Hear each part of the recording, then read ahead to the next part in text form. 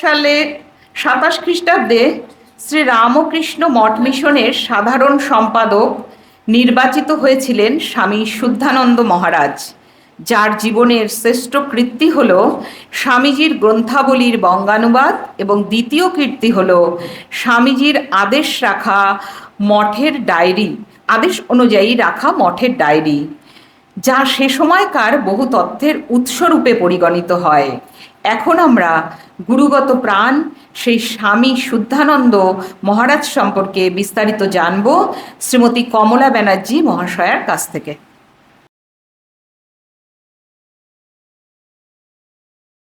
ওম নমো ভগবতে শ্রীরামকৃষ্ণায়। শ্রী শ্রী ঠাকুর, মা, স্বামীজি, ভগিনী নিবেদিতাকে আমার আভূমি লুণ্ঠিত প্রণাম।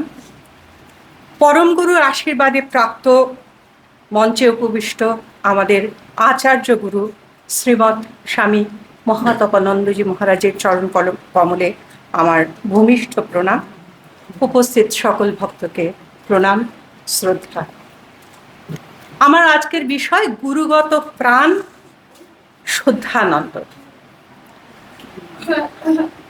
সনাতন ধর্ম ও শাস্ত্রের প্রেক্ষাপটে গুরুগত প্রাণ শব্দটা অত্যন্ত গভীর ও উচ্চ আধ্যাত্মিক একটি ভাব প্রকাশ করে। সহজ কথায়, যে মানুষ বা যে শিষ্য তার প্রাণ সম্পূর্ণভাবে তার গুরুর পায়ে সমর্পণ করেছেন, তাকেই আমরা গুরুগত প্রাণ বলি। আমরা ছোট্ট দুজন মানুষের উদাহরণ শাস্ত্র থেকেই নেব। মহাভারতের কাহিনীর আদি পর্বে বর্ণিত আরুণি এবং উপমন্যু, এই দুই শিষ্যের কথা আমরা সকলেই জানি। আর সে সময় গুরুগৃহে গিয়ে পড়াশুনো করার চল ছিল এবং রাজপুত্র থেকে শুরু করে সাধারণ মানুষ সকলেই গুরুর আদেশ অনুযায়ী চলত। এমন একটা সময়ে গৃহকর্মে যখন তারা শুধু শাস্ত্র শিক্ষা নয়, গৃহকর্মও তারা করতেন গুরুগৃহে। এরকম একটা সময়ে আমরা দেখেছি আরুণিকে ক্ষেতের জল যাতে বেরিয়ে না যায় তাই গুরু আদেশ করেছিলেন। আরুণি যখন কোনো উপায়ে ক্ষেতের জল বন্ধ করতে পারলো না, সে সেখানে শুয়ে পড়ল এবং ক্ষেতের জল বন্ধ করলো। আর ধৌমকে কি দেখলাম, ঋষি ধৌম তখন এলেন এবং গুরুকে শিষ্যকে খুঁজে বার করলেন। খুঁজে বার করবার পর যখন জানলেন যে সে তার গুরুর আদেশ পালন করবার জন্য ওই আলের মধ্যে শুয়েছিল এতক্ষণ, দিয়ে জলটাকে আটকেছে, অত্যন্ত প্রীত হয়ে তাকে বললেন, তুমি শাস্ত্রজ্ঞ হও। এরপর আমরা পেলাম উপমন্যুর গল্প। প্রত্যহ তার এতটাই খিদে পেত, মাঝে মাঝে দুবার ভিক্ষা করতে যেতেন, কখনো গোচারণে গিয়ে গরুদের দুধ খেয়ে নিতেন এবং প্রায় প্রায় গুরুর কাছে ভর্ৎসিত হতেন। একটা সময় প্রতিজ্ঞা করলেন যে আর নয়, গুরুর আদেশ শিরোধার্য। প্রচণ্ড খিদে পেয়েছে, কি করবেন? আকন্দ ফুল, বিষাক্ত আকন্দের পাতা খেলেন এবং দৃষ্টিশক্তি হারালেন। একটি কুয়োয় পড়ে গেলেন। আবার গুরু এলেন, গুরু খুঁজছেন। কুয়োর মধ্যে পড়ে থাকা উপমন্যু উত্তর করলো। ঘুরে আসবার পর বললেন, অশ্বিনী কুমার দ্বয়কে তুমি স্তব করো। অশ্বিনী কুমার দ্বয়কে স্তব করে তাদেরকে প্রীত করলেন। অশ্বিনী কুমার দ্বয় এসে পিঠে দিলেন, বললেন, এটাই খাও, এটা খেলে তোমার দৃষ্টিশক্তি ফিরবে। কিন্তু গুরু তো আদেশ করেননি, তাই কিছুতেই রাজি নয়। আবার ধৌম অত্যন্ত খুশি হলেন এবং তাকেই সেই একই আশীর্বাদ করলেন যে তুমি শাস্ত্রজ্ঞ হও, তুমি আত্মজ্ঞান লাভ করো। অর্থাৎ গুরু কৃপা এমনই একটি জিনিস যেটি না পেলে কিন্তু কখনো একজন শিষ্য তার শিক্ষার অন্তিম লগ্নে গিয়ে পৌঁছতে পারে না। আমরা যোগবাশিষ্ঠ সারে এই গুরু কৃপার কথা বারবার শুনেছি। গুরু যেমন কৃপা করবেন শিষ্যকেও ঠিক তেমনি তার প্রতি শ্রদ্ধাশীল হতে হবে। আমরা দেখেছি যে সনাতন ধর্মে আধ্যাত্মিক উন্নতির এই যে চাবিকাঠি গুরুকৃপা, সেই তার বিষয়ে বলা হয়েছে গীতাতেও। সেখানে বলা হয়েছে তদ্বিদ্ধি প্রণিপাতেন পরিপ্রশ্নেন সেবয়া উপদেক্ষন্তে তে জ্ঞানম জ্ঞানীন তত্ত্বদর্শিন। অর্থাৎ গুরুর কাছে গিয়ে তার কাছে পরিপ্রশ্ন এবং প্রণিপাত এই দুটি করে এবং তাকে সেবা করে তার কাছে আত্মজ্ঞান লাভ করবার জন্য, অর্থাৎ কোনো অহংকার নয়, আমিত্বকে বর্জন করতে হবে, অহংকারকে বিসর্জন দিতে হবে, এবং তারপরে কি হবে, তবেই কিন্তু আত্মজ্ঞান লাভের পথে এগিয়ে যেতে পারে। উপনিষদ শব্দের অর্থই তো তাই। বলছে কাছে গিয়ে বসে যখন গুরুর কাছে প্রশ্ন করে আমরা জানব যে আত্মজ্ঞান কি, তবেই এটা পাওয়া সম্ভব। এবং এই সঙ্গে আমাদের ঠাকুর বলছেন মানুষ গুরুকে কেবল একজন সাধারণ মানুষ ভাবলে ভুল হবে। তার মতে গুরু ঈশ্বরেরই রূপ। তিনি বলতেন সচ্চিদানন্দ ঈশ্বরী মানুষের কল্যাণের জন্য গুরুরূপ ধারণ করে আসেন। তবে গুরুর কথায় অন্ধবিশ্বাস নয়, বরং অচলা বিশ্বাস এবং আন্তরিক বিশ্বাস থাকা চাই। এই আলোচনার পরিপ্রেক্ষিতে আমরা যদি স্বামী শুদ্ধানন্দজির চরিত্র বিশ্লেষণ করি, তাহলে পরে আমরা দেখতে পাব তিনি জন্মেছেন সার্পেন্টাইন লেনের একটি ধর্মনিষ্ঠ উদারচেতা পরিবারে। বাবার নাম আশুতোষ চক্রবর্তী এবং তার পরের ভাই তিনিও কিন্তু রামকৃষ্ণ মঠ মিশনে যোগদান করেছেন, এবং সেটা স্বামী শুদ্ধানন্দজি মহারাজের আগেই। অত্যন্ত মেধাবী, খানিকটা বলা যেতে পারে স্বামীজির উপযুক্ত শিষ্য। অত্যন্ত মেধাবী, অত্যন্ত স্মৃতিধর এবং নানা ধর্মগ্রন্থ পাঠে মনোযোগী, আগ্রহী, এরকম একজন মানুষ।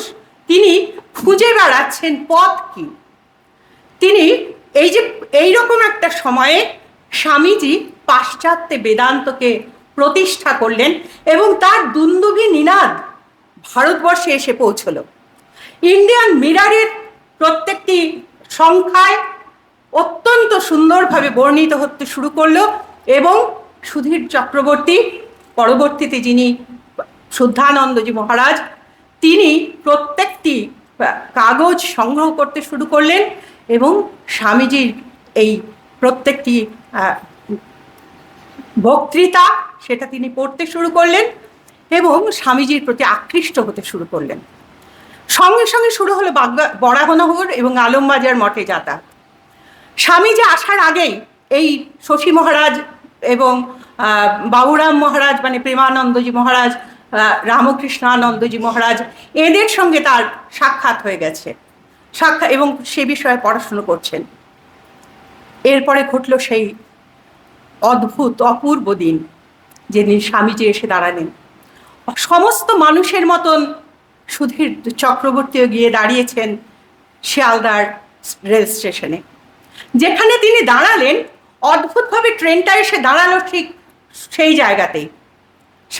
স্বামীজি দাঁড়ালেন, বেরিয়ে আসবার পর করজোড়ে উপস্থিত সমস্ত জনগণকে প্রণাম জানালেন। চোখাচোখি হলো। এবার সুধীরচন্দ্র চক্রবর্তী যেন নিজেকে সমর্পণ করলেন ওই এক মুহূর্তেই স্বামীজির পদতলে। দেখা হতে শুরু করলো, বারবার দেখা হতে শুরু করলো, এবং স্বামীজির মতনই উপনিষদে অত্যন্ত আগ্রহী শুদ্ধানন্দজি মহারাজ, তখনকার সুধীর চক্রবর্তী, মাঝে মাঝে স্বামীজির কণ্ঠে উপনিষদ শোনেন, এবং স্বামীজি একদিন তাকে কঠোপনিষদ পড়তে বললেন। কঠোপনিষদ তিনি পড়লেন, স্বামীজি অত্যন্ত প্রীত হলেন এবং এই চর্চা এগিয়ে নিয়ে যেতে বললেন। আমরা যদি স্বামী শুদ্ধানন্দজি মহারাজের জীবন দেখি, তাহলে পরে আমরা দেখব যে তার জীবনের প্রান্তবেলা পর্যন্ত তিনি এই উপনিষদের চর্চা কিন্তু বহন করে নিয়ে গেছেন। পরবর্তী যে সন্ন্যাসী, নতুন ব্রহ্মচারী, তাদের কাছেও কিন্তু তিনি উপনিষদের ব্যাখ্যা করছেন এবং তিনি বলছেন তার জীবনের প্রান্তবেলায় এসেও যে তার কানে যেন সর্বদাই, যখন তিনি নিজে বাইরে থেকে ফিরে বেরিয়ে নিজের মধ্যে নিজেকে দেখতে যান, তখন স্বামীজির সেই সুললিত অথচ বজ্র গম্ভীর কণ্ঠর বিভিন্ন তাল, বিভিন্ন লয়, বিভিন্ন সুরে উপনিষদের পাঠ তার কানে ধ্বনিত হতে থাকে। অর্থাৎ তার সমস্ত দেহের কণায় কণায় কিন্তু স্বামীজির প্রত্যেকটি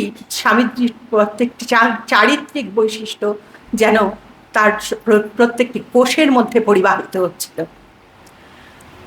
এহেন সুধীরচন্দ্র চক্রবর্তীর একটু আগেই আমরা শুনলাম সুতপার মুখে তার সবচাইতে বড় কাজটা ছিল তিনি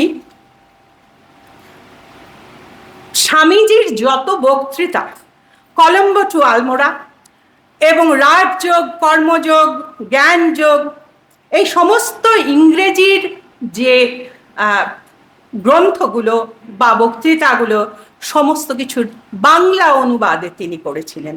তবে তার আগে কিন্তু তিনি মঠে যোগদান করেছেন। মঠে যখন যোগদান করেছেন সেই সময়টা 1994 সালে ফেব্রুয়ারি মাসে ফিরে এলেন স্বামীজি, আর এপ্রিল মাসে তিনি জয়েন করেছেন।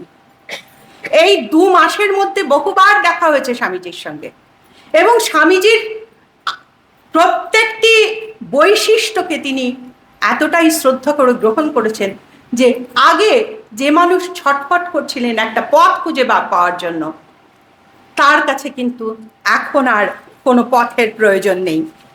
তিনি অনেক শেষে তার জীবনের প্রান্তবেলায় এসে তিনি বলেছেন, সামান্য ইংরেজি পড়ে আমরা সব বিষয়ে সন্দেহ করতে বিশেষ শিখেছিলাম, কিন্তু স্বামীজির বাক্যে আমার কখনোই অবিশ্বাস হয়নি, কারণ তার কথা শ্রবণ মাত্রই ধ্রুব সত্য বলে দৃঢ় ধারণা হতো। সেই আবারও ঠাকুরের সঙ্গে যা সম্পর্ক নরেন্দ্রনাথের ছিল, এখানেও কিন্তু আমরা দেখতে পাচ্ছি স্বামীজির সঙ্গে স্বামী শুদ্ধানন্দজি মহারাজের সেই একই সম্পর্ক। আশ্চর্য বক্তা, কুশলস্য লব্ধা। স্বামীজি শুদ্ধানন্দজি মহারাজকে অনুবাদ করতে বলেছিলেন রাজযোগ। এখানটায় কতগুলো অদ্ভুত ঘটনা আছে। 2টো বিষয়। একটা বিষয়, সুধীরচন্দ্র চক্রবর্তী নিজে অত্যন্ত রাজযোগের প্রতি আকৃষ্ট ছিলেন। এটা স্বামীজির জানবার কথা নয়। একটু আগেই মহারাজ বলছিলেন যে গুরু কিন্তু তার যে আধার, শিষ্যের আধারটাকে নিজেই চিনে নেন। যখন রাজযোগ অনুবাদ করতে বললেন তখন আশ্চর্য হয়েছিলেন স্বামী শুদ্ধানন্দজি মহারাজ, যে তাহলে কি স্বামীজি বুঝতে পেরেছেন যে তার রাজযোগের প্রতি অত্যন্ত আকর্ষণ রয়েছে? দীক্ষার আগেও ঠিক একই ঘটনা ঘটেছিল। হঠাৎ করে শরৎচন্দ্র চক্রবর্তীর দীক্ষার দিনেই স্বামীজি শুদ্ধানন্দজি মহারাজকেও দীক্ষা দেন। দীক্ষার আগে প্রশ্ন করেন, তোমার কি ভালো লাগে, সাকার না নিরাকার? শুদ্ধানন্দজি মহারাজ উত্তর করেননি। স্বামীজি কিছুক্ষণ চুপ করে রইলেন এবং তাকে তার মতন দীক্ষা দিলেন, যেটা শুদ্ধানন্দজি মহারাজ তার নিজের স্মৃতিকথায় বলেছেন। ওই মন্ত্রই তার কাছে সবচাইতে বেশি গ্রহণযোগ্য। অর্থাৎ এতক্ষণ পর্যন্ত আমরা গুরু সম্পর্কে যে কথাগুলি শুনলাম, সেই প্রত্যেকটি বৈশিষ্ট্য কিন্তু আমরা শুদ্ধানন্দজি মহারাজ এবং স্বামীজির যে সম্পর্ক তার মধ্যে খুঁজে পাই। আমরা দেখেছি স্বামীজি একদিন ঠাকুর ঘরে ডেকে নিয়ে গিয়ে নতুন জয়েন করা কিছু সন্ন্যাসী, তাদেরকে আসন, প্রাণায়াম, জপ, ধ্যান ইত্যাদি সম্পর্কে শেখাচ্ছেন। আমরা ঠিক একই চিত্র কিন্তু পরবর্তীতে এসে আবার দেখছি যে এই একইভাবে নতুন সন্ন্যাসীদের সঙ্গে শুদ্ধানন্দজি মহারাজের এত নৈকট্য, তিনি তাদেরকেও তার গুরুর মতন করে এই জপ, ধ্যান, প্রাণায়াম এগুলো শেখাতেন। এবং আরও একটা জিনিস, এই একই নিয়মটাকে তিনি কিন্তু বহন করে নিয়ে গেছেন। যে কথা পরম্পরা শব্দটা মহারাজ বারবার বলছিলেন, এই পরম্পরাটাকে ধরে নিয়ে যাওয়া, ঠাকুরের কাছ থেকে স্বামীজি যা পেলেন, স্বামীজির কাছ থেকে যেন সেই একই জিনিস শুদ্ধানন্দজি মহারাজ পেলেন এবং সেটাকে বয়ে নিয়ে গেলেন। স্বামীজি বেদান্ত পাঠ করাচ্ছেন, বাবুরাম মহারাজ এসে বললেন মন্দিরে আরতি হবে, এবার চলে এসো সবাই। স্বামীজি অত্যন্ত বিরক্ত হলেন, বললেন ওই সলতা পোড়া নাড়লেই কি ঠাকুরের পুজো হয়? আর বেদান্ত পাঠ কি ঠাকুরের পূজা নয়? শুদ্ধানন্দ মহারাজ আজ জীবনকাল এই তথ্যকেই বিশ্বাস করে এসেছেন যে গুরুর এই যে বেদান্ত পাঠে আগ্রহ, সেটাও পূজারই সামিল। তার মানে এটা নয় কিন্তু যে উনি পুজো, জপ, ধ্যান এগুলো করেননি। সে বিষয়ে আমরা তার জীবন যদি দেখি, আমরা দেখব স্বামীজির সঙ্গেই তিনি পাঞ্জাবে গেছেন, স্বামীজির আদেশে তিনি একটা বিস্তীর্ণ পথ হেঁটে মাধুকরী করে, দিনে একবার মাত্র মাধুকরী করে তিনি খেয়েছেন, অত্যন্ত কৃচ্ছ সাধন করেছেন। পরবর্তীতে পরম পূজনীয় রামকৃষ্ণানন্দজি মহারাজের সঙ্গে কাশীতে তিনি জপ ধ্যান করছেন, সাধনা করছেন, তার শরীর ভেঙে পড়েছে, কিন্তু গুরু আজ্ঞা থেকে তিনি কিন্তু একটু বিচ্যুত হননি কখনো। গুরু তাকে আজ্ঞা করেছিলেন এই রামকৃষ্ণ ভাব আন্দোলনে স্বামীজির লিখিত পুস্তকাবলীর অনুবাদ করতে। সেটা করতে গিয়ে তিনি যুক্ত হয়ে গেলেন স্বামীজি দ্বারা প্রবর্তিত একমাত্র আধ্যাত্মিক পত্রিকা উদ্বোধনের সঙ্গে। উদ্বোধনের তখন সম্পাদক ছিলেন শ্রীমৎ স্বামী শারদানন্দজি মহারাজ। কিন্তু শুদ্ধানন্দজি মহারাজ তার কর্মকুশলতা দিয়ে সেই জায়গাটাকে এতটাই দখল করেছিলেন যে তিনি একমাত্র শুদ্ধানন্দজি মহারাজই যদি কোনো বিষয় পাস করে দিতেন স্বামী শারদানন্দজি মহারাজের অনুমতি ব্যতি রেখে কোনো কারণবশত, এটা কখনোই করেননি শুদ্ধানন্দজি মহারাজ। কিন্তু একবার এরকম একটা ঘটনা ঘটেছিল যে শারদানন্দজি মহারাজের কাছে যদি এই অনুমতি নিতে হতো তাহলে পরে অনেক দেরি হয়ে যেত, তাই তিনি পাস করে দিয়েছিলেন। প্রথমে শারদানন্দজি অত্যন্ত বিরক্ত হলেও যখন জানলেন এই পাস করা বিষয়টি স্বামী শুদ্ধানন্দজি মহারাজ করেছেন, তখন কিন্তু তিনি মোটেও তার বিরক্তি আর ছিল না। তিনি এতটাই আস্থা করতে পেরেছিলেন স্বামীজির এই শিষ্যের প্রতি। এ যেন অনেকটা সেই হাতে করে গড়ার মতন। পরবর্তীতে স্বামীজি ভাষ্য না পড়ে বেদান্তের সূত্রগুলোকে ব্যাখ্যা করতে বলতেন। এই কাজও কিন্তু শুদ্ধানন্দজি মহারাজ করেন। কিন্তু শুধু পড়াশুনো নয়, শুধু জপ ধ্যান নয়, আত্মনমোক্ষার্থং জগদ্ধিতায়, এই যে মোটো বা এই যে আদর্শ রামকৃষ্ণ মঠ মিশনের, সেটাকেও কিন্তু স্বামীজির কাছ থেকে ভীষণভাবে আত্মিকভাবে গ্রহণ করেছিলেন স্বামী শুদ্ধানন্দজি মহারাজ। এবং তার পরিপ্রেক্ষিতে আমরা দেখছি যে আত্মের সেবায় তিনি কিন্তু নিজেকে সম্পূর্ণভাবে নিয়োজিত করতেন। স্বামীজির হৃদয় যেমন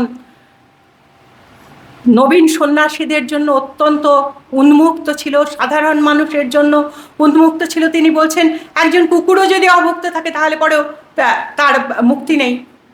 শুদ্ধানন্দজি মহারাজের কাছেও কিন্তু ঠিক এমন ভালোবাসারই প্রকাশ দেখা যায়।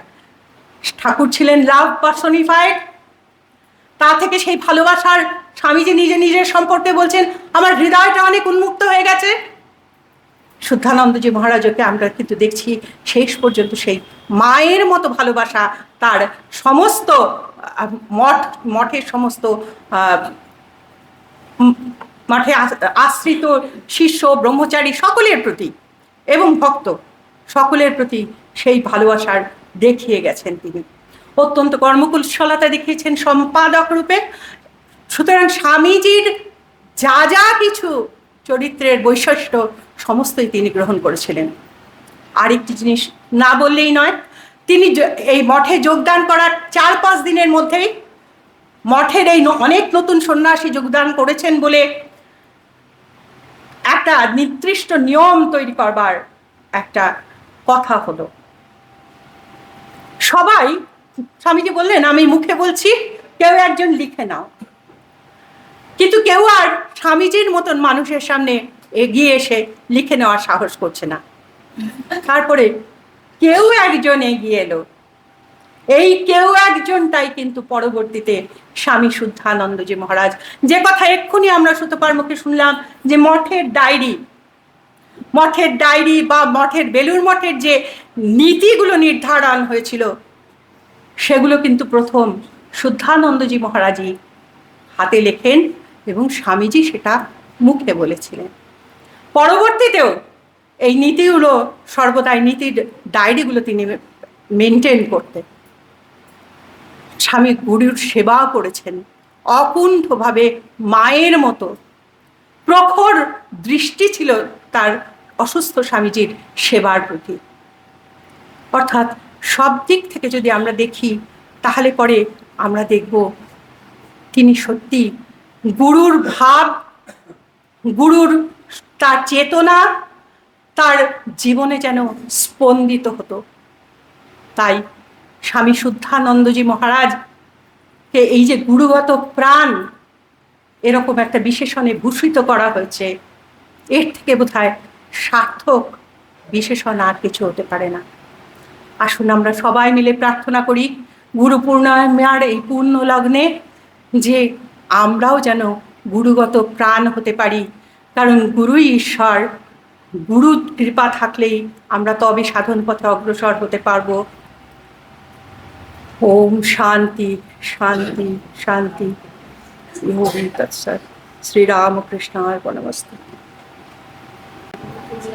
স্বামীজি প্রথমবার বিদেশ থেকে আসার পর বলরাম বসুর বাড়িতে থাকাকালীন শিষ্য শরৎচন্দ্র চক্রবর্তী মহাশয়ের সঙ্গে নানারূপ যে বিচার ও শাস্ত্র প্রসঙ্গ করতেন তা মাস্টারমশাই পূজনীয় মহেন্দ্রগুপ্তের আদেশে শিষ্য লিপিবদ্ধ করেন, যা 7 বছর ধরে টানা উদ্বোধন পত্রিকায় স্বামী শিষ্য সংবাদ নামে ধারাবাহিকভাবে প্রকাশিত হবার পর পুস্তক আকারে প্রকাশ পায়।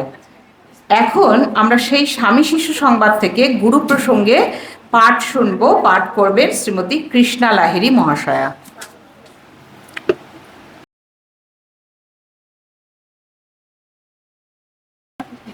নমো জ্যোতিরাজায় বিবেকানন্দ সুরায়ে সচ্চি সুখ স্বামিনী তাপহারিণী। ঠাকুর ও মা স্বামীজি ভগ্নী নিবেদিতার চরণ কমলে আমার ভক্তিপূর্ণ প্রণাম। পূজনীয় মহারাজকে আমার ভূমিষ্ঠ প্রণাম। ভক্তবৃন্দকে জানাই আমার যথাযথ সম্মান জানিয়ে আমি স্বামী শিষ্যানন্দ থেকে কিছু অংশ পাঠ করছি। স্থান আলমবাজার মঠ। কাল মে 1897। দার্জিলিং হইতে স্বামীজি কলিকাতা ফিরিয়া আসিয়াছেন, আলমবাজার মঠে অবস্থান করিতেছেন। গঙ্গার তীরে কোন স্থানে মঠ উঠাইয়া লইবার জল্পনা হইতেছে। শিষ্যর আজকাল প্রায় মঠে তাহার নিকটে যাতায়াত করে এবং মধ্যে মধ্যে রাত্রিতেও অবস্থান করিয়া থাকে। দীক্ষার গ্রহণে কৃত সংকল্প হইয়া শিষ্য স্বামীজিকে দার্জিলিংয়ে ইতিপূর্ব পত্র লিখিয়া জানাইয়াছিল। স্বামীজি তদুত্তরে লিখলেন, নাগ মহাশয় যদি আপত্তি না হলে তোমাকে অতি আনন্দের সহিত দীক্ষিত করব। 1303 সালে 19 বৈশাখ স্বামীজি আজ শিষ্যকে দীক্ষা দেবেন বলিয়াছেন। আজ শিষ্য জীবনের সর্বাপেক্ষা বিশেষ দিন। শিষ্য প্রত্যুষে গঙ্গা স্থানান্তে কতগুলি লিচু ও অন্য দ্রব্যাদি কিনিয়া বেলা 8টা আন্দাজ আলমবাজারে মঠে উপস্থিত হইয়াছে।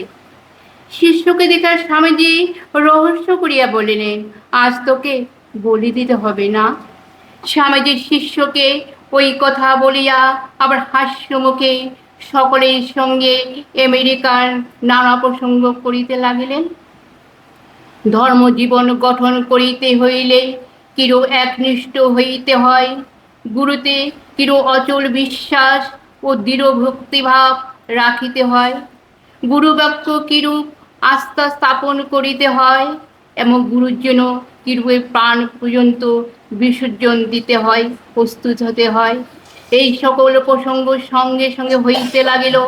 অন্তরে তিনি শিষ্যকে কতগুলি প্রশ্ন করিয়া তার হৃদয় পরীক্ষা করিতে লাগলেন। আমি তোকে যখন যে কাজ করতে বলবে তখন তুই যথাযথ করবি তো? যদি গঙ্গায় ঝাঁপ বা ছাদের উপর থেকে লাফিয়ে পড়লে তোর মঙ্গল হবে, বুঝে তাই করতে বলি, তা হলেও নির্বাচনে করতে পারবি তো? এখনো ভেবে দেখ, নতুবা সহসা গুরুর গুরুর বলে গ্রহণ করতে এগোসনি। এইরূপে কয়েকটি প্রশ্ন করিয়া স্বামীজির শিষ্যর বিশ্বাসে দৌড়টা বুঝিতে লাগিলেন। শিষ্য নত সরিয়া পারিব বলিয়া প্রতি প্রশ্নের উত্তর দিতে লাগিলেন। স্বামীজি যিনি সংসারে মায়ের বাড়ি নিয়ে যান, যিনি কৃপা করে সমস্ত মানসিক আধি বেধি বিনষ্ট করেন, তিনি যথার্থ গুরু। আগে শিষ্য সমিত পানি হয়ে গুরুর আশ্রমে যেত, গুরু অধিকারী বলে বুঝতে তাকে দীক্ষিত করে বেদ পাঠ করাতেন এবং কায়ন দণ্ডরূপে গোত্রে চিহ্নরূপ তীরাবৃত্ত মঞ্জি মেঘলা তার কোমরে বেঁধে দিতেন। ওটিদের শিশুরা কপি নেটে বেঁধে রাখত। সেই মঞ্জি মেঘলার স্থানে পড়ে যজ্ঞ সূত্র পইতে বা পড়ার পদ্ধতি হয়। শিষ্য: তবে কি মহাশয় আমাদের এই সুতোর পৈতাটা পড়াটি বৈদিক প্রথা নয়? স্বামীজি: বেদেও কোথায় সুতোর পৈতার কথা নেই। স্মার্ত ভট্টাচার্য রঘুনন্দন লিখেছে, অস্মিন্নেব সময় যজ্ঞসূত্রং পরিপাধায় সুতোর পৈতাটা পথে গভীর গীর্যসূত্র নাই। গুরু সমীপে এই প্রথম বৈদিক সংস্কার শাস্ত্রে উপনয় বলে উক্ত হয়েছে। কিন্তু আজকাল দেশের কি দুরবস্থা না হয়েছে! শাস্ত্র পরিত্যাগ করে কেবল কতগুলি দেশাচার, লোকাচার ও স্ত্রী আচারে দেশটাকে ছেয়ে ফেলেছে। তাই তো তোদের বলি, তোরা প্রাচীনকালের মতন শাস্ত্রপথ ধরে চল, নিজের শ্রদ্ধাবান হয়ে দেশে শ্রদ্ধা নিয়ে আয়। নচিকেতার মতো শ্রদ্ধা নিয়ে আনো। নচিকেতার মধ্যে যমলোকে চলে যা, আত্মতত্ত্ব জানার জন্য, আত্ম উদ্ধারের জন্য। এই জন্মমোহন প্রহেলিকার যথার্থ মীমাংসার জন্য যমের মুখে গেলে যদি সত্য লাভ হয়, তাহলে নির্মুখে হৃদয়ে যমের মুখে যেতে হবে। ভয় তো মৃত্যু, ভয়ে পরাপারে যেতে হবে। আজ থেকে ভয় শূন্য হোক, যা চলে আপনার মোক্ষ পরমাত্মের দেহ দিতে। কি হবে কতগুলি হাড় মাসের বোঝা বয়ে, ঈশ্বরাতে সর্বসুতেক রূপ মন্ত্রে দীক্ষার ঘন করে দধিচির মণির মতো পরমার্থে হাড় মাস দান কর। শাস্ত্র বলে, যারা অধীত বেদ বেদান্ত, যারা যাগ ব্রহ্মযোগ করিয়া অপরকে অভয়ে প্রাণে নিতে সমর্থ, তারাই তো যথার্থ গুরু। তাদের পেলে দীক্ষিত হবে নাট্য কার্য বিচরণা। এখন সেটা কেমন দাঁড়িয়েছে জানিস? অন্ধনৈব নিয়পান্ন যথাদনা। ওং শান্তি শান্তি। হরিয়ন্তস্য শ্রীরামকৃষ্ণ পরমস্তু। এখন সারদা সংঘ শিলিগুড়ি টাউনের নিবেদন সাধন করনা চাইয়ে সমবেত সঙ্গীত।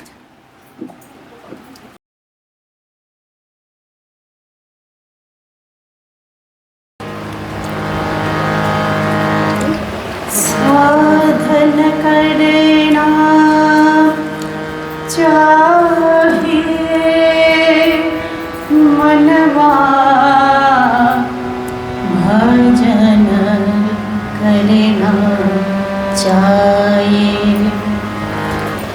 प्रेम लगाना चाहिए मनवा प्रीत करना चाहिए साधन करना चाहिए मनवा भजन करना चाहिए प्रेम लगाना चाहिए मनवा प्रीत करना चाहिए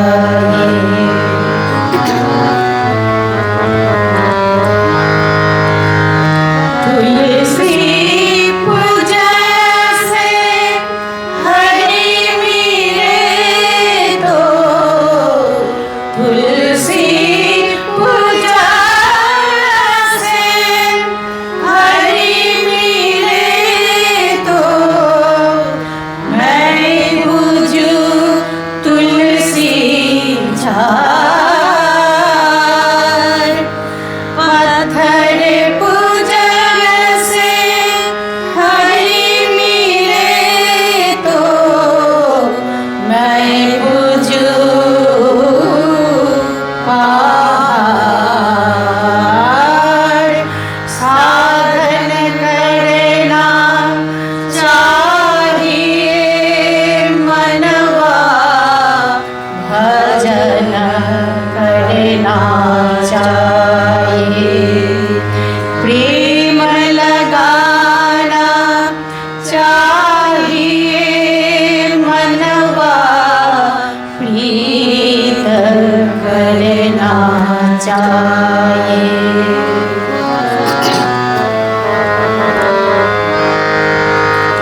तीरन भखन से हरि मिले तो बहुत मिया जा स्त्री छोड़न से हरि मिले तो स्त्री छोड़न से हरि मिले तो बहुत रहे है हो जा दूध पीने से हरि मिले तो दूध पीने से हरि मिले तो बहुत बदसवाला मीरा कहे बिना प्रेम से मीरा कहे बिना प्रेम से नहीं मिले नंद लाला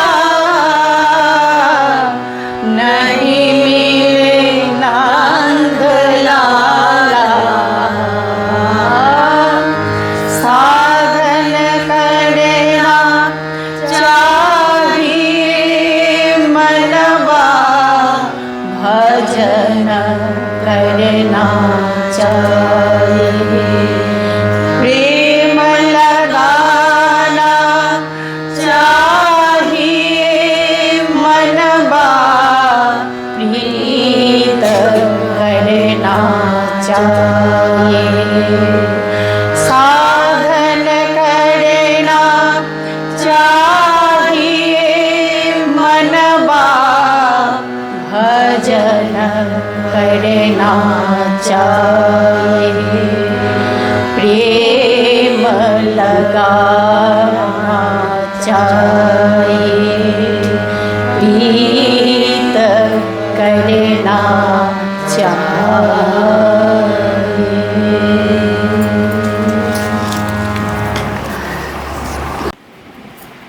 আধ্যাত্মিক জীবনে গুরুর ভূমিকা অত্যন্ত গুরুত্বপূর্ণ।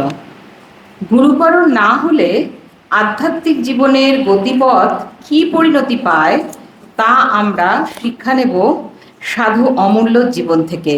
সাধু অমূল্যর জীবন কথা শোনাবেন আমাদের শ্রীমতী কৃষ্ণা সরকার মহাশয়া। বক্তব্য বিষয় অমূল্য সাধুর কথা।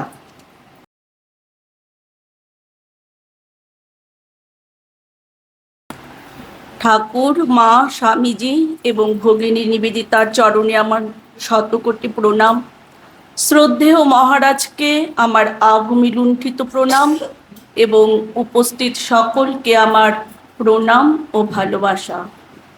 আজকে আমাকে এমন একজন নীরব সেবকের কথা বলতে বলা হয়েছে, যিনি হয়তো ইতিহাসে খুব বেশি পরিচিত নন, গুগল সার্চ করলেও যার সম্পর্কে খুব বেশি তথ্য পাওয়া যায় না, কিন্তু তার জীবন আমাদের ত্যাগ, সেবা এবং মানবপ্রেমের এক অনন্য শিক্ষা দেন। স্বামীজি স্বয়ং যার কথা গভীর আবেগের সঙ্গে স্মরণ করেছিলেন, তিনি হলেন স্বামীজির কলেজ জীবনের বন্ধু, এলাহাবাদের অমূল্য সাধু। অমূল্য আমার সঙ্গে কলেজে পড়ত। স্বামীজির এই একটি বাক্যই তাদের গভীর পরিচয়ের সাক্ষ্য বহন করে।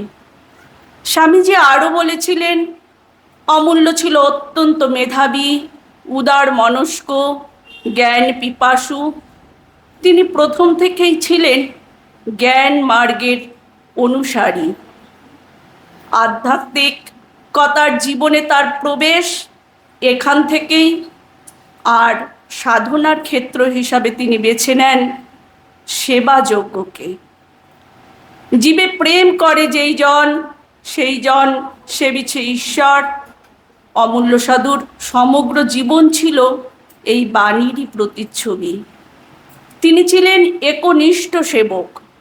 এলাহাবাদের কলেরা মহামারীর সময় তিনি নিঃস্বার্থভাবে অক্লান্ত পরিশ্রম করে অসুস্থ রোগীর সেবা করেছিলেন ঈশ্বর জ্ঞানী। জাতি, ধর্ম, বর্ণ, গরিব দুঃখী নির্বিশেষে সকলের তিনি পাশে ছিলেন, সকলকে ভালোবেসেছিলেন। স্বামীজি শিবজ্ঞানী জীব সেবার যে বাণী, এলাহাবাদের এক কোণে বসে অমূল্য সাধু যেন সেই বাণীরই বাস্তব রূপ দিচ্ছিলেন। দুই বন্ধুর শুরুটা একই রকমভাবে হলেও শেষটা কিন্তু এক ছিল না। মন্মথনাথ গাঙ্গুলির বর্ণনা থেকে আমরা জানতে পারি, অমূল্য সাধু এলাহাবাদে থাকাকালীন ব্রহ্মচারীর মতন সাদা পোশাক পরতেন এবং এলাহাবাসী তাকে সাধুজি বলে ডাকত। সেই সময় তার সেবা কার্যে আকৃষ্ট হয়ে বহু মানুষ তার ঘনিষ্ঠ হন এবং তিনি সকলের শ্রদ্ধার পাত্র ছিলেন। এরপর একদল গঞ্জিকা সেবীর গুরুজি হয়ে ওঠেন এবং গেরুয়া ধারণ করেন। অমূল্য সাধু আধ্যাত্মিক সাধনার এমন একটি ধারায় চলে গিয়েছিল, যা ছিল রাজযোগ এবং অঘরী মতবাদের এক অদ্ভুত সংমিশ্রণ। এই সময় তিনি এবং তার সঙ্গীরা নেশায় আসক্ত হয়ে পড়েন এবং তার জীবন কঠোর তপস্যার পথ থেকে বিচ্যুত হয়ে যায়। স্বামীজি তার শিষ্যের মুখ থেকে তার এককালের মেধাবী বন্ধু তথা সাধক অমূল্যর এহেন পতনের কথা শুনে যথেষ্ট মর্মাহত হন। তিনি পতিত বন্ধুকে ঘৃণার চোখে দেখেননি, বরং অত্যন্ত বেদনার সঙ্গে বলেছিলেন, এটি একটি মহান আত্মা। অমূল্য সাধুর এই জীবনটা নষ্ট হলো ঠিকই, কিন্তু পরের জন্মে অমূল্য সাধু মুক্তি লাভ করবে। স্বামীজির এই উক্তির মধ্য দিয়েই স্বামীজির অসীম করুণা, বন্ধুর প্রতি ভালোবাসা এবং মানুষের প্রতি তার অগাধ বিশ্বাসের পরিচয় পাওয়া যায়। অমূল্য সাধু গুরুকরণে বিশ্বাসী ছিলেন না। তার আধ্যাত্মিক সাধনার মূল অবলম্বন ছিল সংস্কার এবং পুস্তক। একজন সঠিক পথপ্রদর্শক তথা গুরুর অভাবে তিনি পথভ্রষ্ট হয়েছিলেন। স্বামীজির ভাষায় সাধু অমূল্য কোনো গুরু ধরেনি, তাই এমন হলো। গুরুর শিষ্যের পতনের উপক্রম হলে গুরু তাকে বেসামাল হতে দেন না, তাকে রক্ষা করেন। আমাদের শাস্ত্রে বলা হয়েছে, গুরু ব্রহ্মা গুরু বিষ্ণু গুরুদেব মহেশ্বর গুরু সাক্ষাৎ পরম ব্রহ্ম তস্মৈ শ্রী গুরুবয় নমঃ। অর্থাৎ গুরুই ব্রহ্মা, গুরুই বিষ্ণু, গুরুই মহেশ্বর, গুরুই পরম ব্রহ্মের বিকাশ। স্বয়ং ভগবানই গুরুরূপে আসেন। গুরুর শক্তি এবং কৃপা শিষ্যের কাছে একটি অদৃশ্য বর্মের মতন কাজ করে।